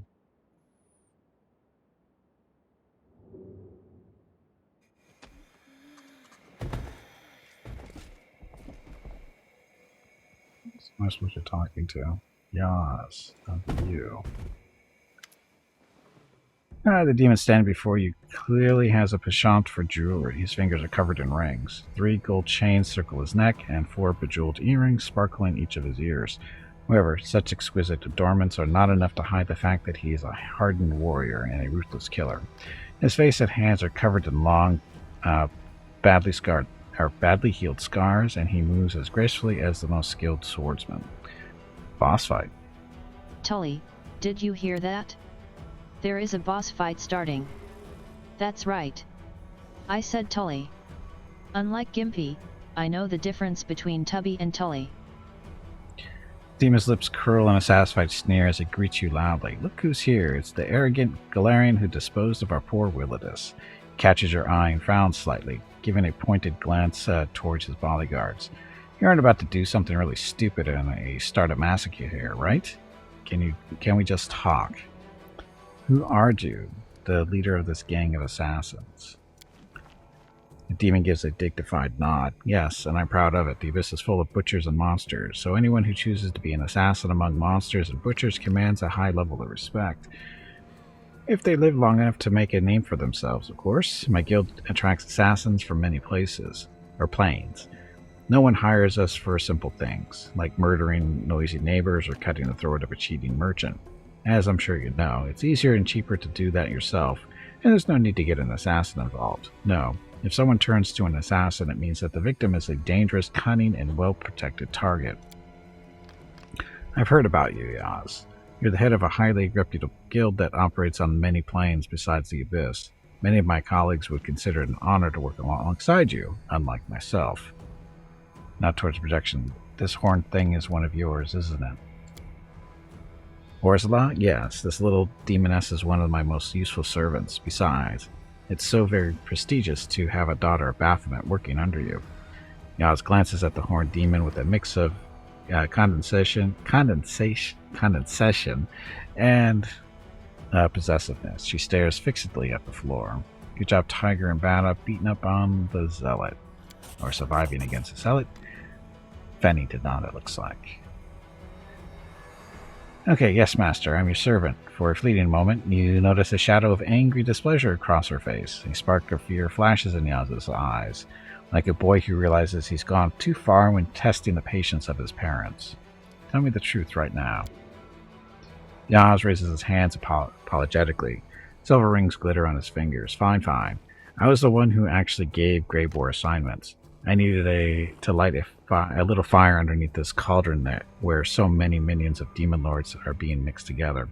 I ordered him to murder those demons in Canabras, and I put a hit out on Derazant. Hey Gimpy, it is time to take a break. After we do this. Although that Your next break is in 2 hours. Although that ugly idiot didn't bother me at all. But he was an ugly idiot indeed, and a vengeful one to boot. That's why I gave Greybor a dagger that was only supposed to wound the Baylor, and that is why using Willidus' name was important. It was the perfect hand of cards. Derazan survived after suffering a painful, humiliating wound by a mortal's hand. No offense, of course. The Baylor couldn't simply let that go, and so he started a vendetta against Willidus, dragging other Deskarites into it. And that was my goal all along, because Willidus was my real target, a target that was very difficult to reach. Yaz seems to revel in his own cleverness. He smirks and smiles with smug satisfaction. The dwarf gives a grim chuckle and whispers loudly enough to be heard. People like you are why us assassins have such lousy reputation, no respect for agreements. You use me to commit a contract killing. It's disgusting. Yes. Yaz burst out laughing, revealing his sparkling diamond-covered teeth. How delightfully scrupulous of you. Are you suddenly disgusted at all the blood on your hands just because you killed Willidus for me and not for yourself? Kinda, yeah. What concerns me is not the contract killing itself, but the fact that I haven't yet been paid a single coin. You're the head of the Assassin's Guild. Why didn't you send your underlings after Willidus? Yaz grimaces slightly and replies with visible displeasure. Who says I didn't? I lost a number of capable killers. He collects himself quickly, and the arrogant smile returns to his face. And yet, as you can see, I find a more elegant and economical way to execute this plan. I won't lie to you, this kind of plotting makes me very proud of my own guile. Greybor snorts derisively. So, these are your guild's finest. They hardly seem professional. Looks like Greybor and I reached Willidus before your killers. Yaz smirks and gives a dismissive wave. Oh please, I had no intention of sending anyone after him, but my assistants made sure that every larva in the city knew about the bounty on Willidus' head.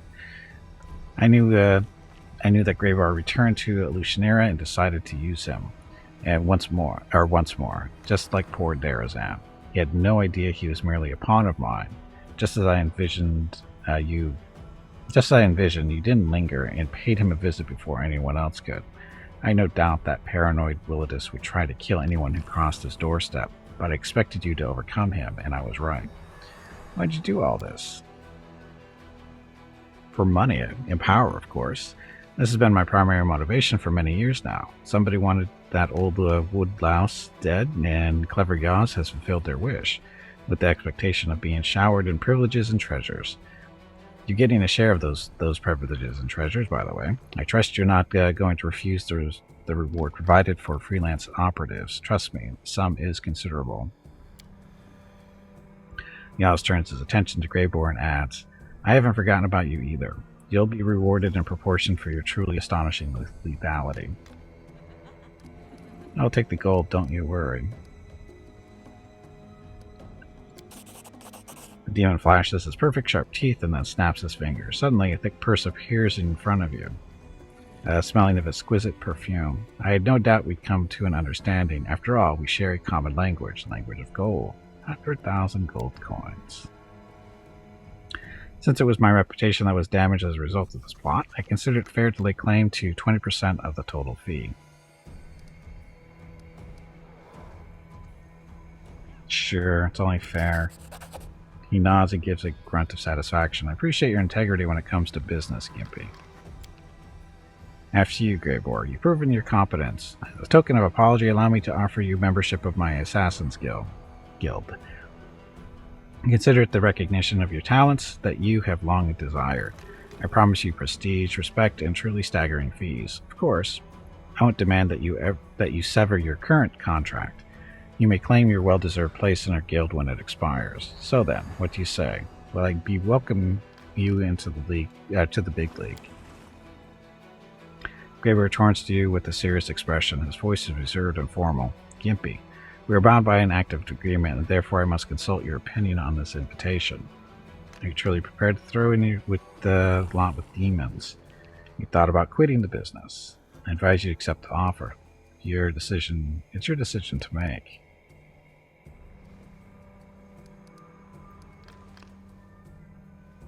Put with demons with a heavy sigh that looks you straight in the eye. Is there really much of a difference between me and them? They are the product of the worst parts of our mortal souls. They are sin incarnate. Many say the same things about me. I was never a coward, so I'm able to admit that my soul is black and evil. I murder others for money, and I shall never become a respectable member of society, a friend, or a father. But I'm tired of asking forgiveness for what I am. Here, I will not be judged for my profession. He clenches his fist and mutters through gritted teeth. I am not the freak or monster you think me back on Galarian. How dare they hire me to murder their enemies and then desire me for my profession? They'll treat me differently in the Abyss. Demons respect my skills. They will treat me as a professional, not a criminal or a blackguard. It's strange to say, but I don't feel out of place here.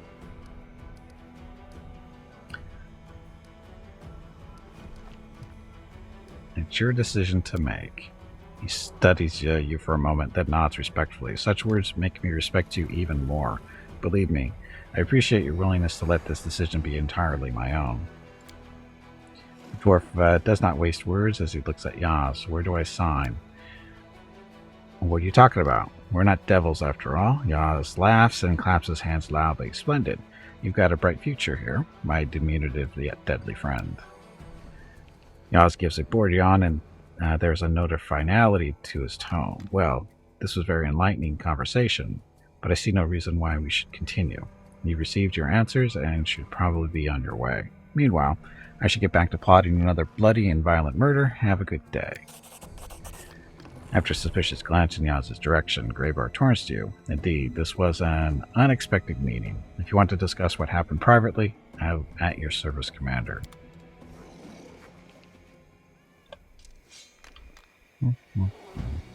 Anything in here that we want to do?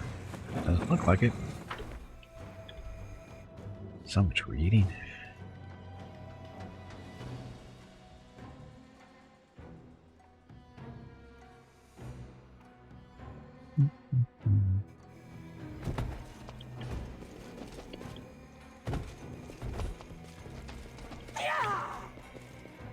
yeah. I mean, yeah. I'm just seeing if there's anything hidden laying on the ground that we might be able to liberate. Doesn't look like it. Okay, so we're going to stop here for a second so I can take a break, and I'm also going to restart the game because, again, it's getting very laggy in the city, so it's about time to restart. So I'll be back in a few minutes, and we'll continue on. See if we can get into the tower next. We'll have swap out Grey Boar for Mickey when we get back and go from there. Okay, so be back shortly. Thank you all very much for watching. Enjoy the dog video.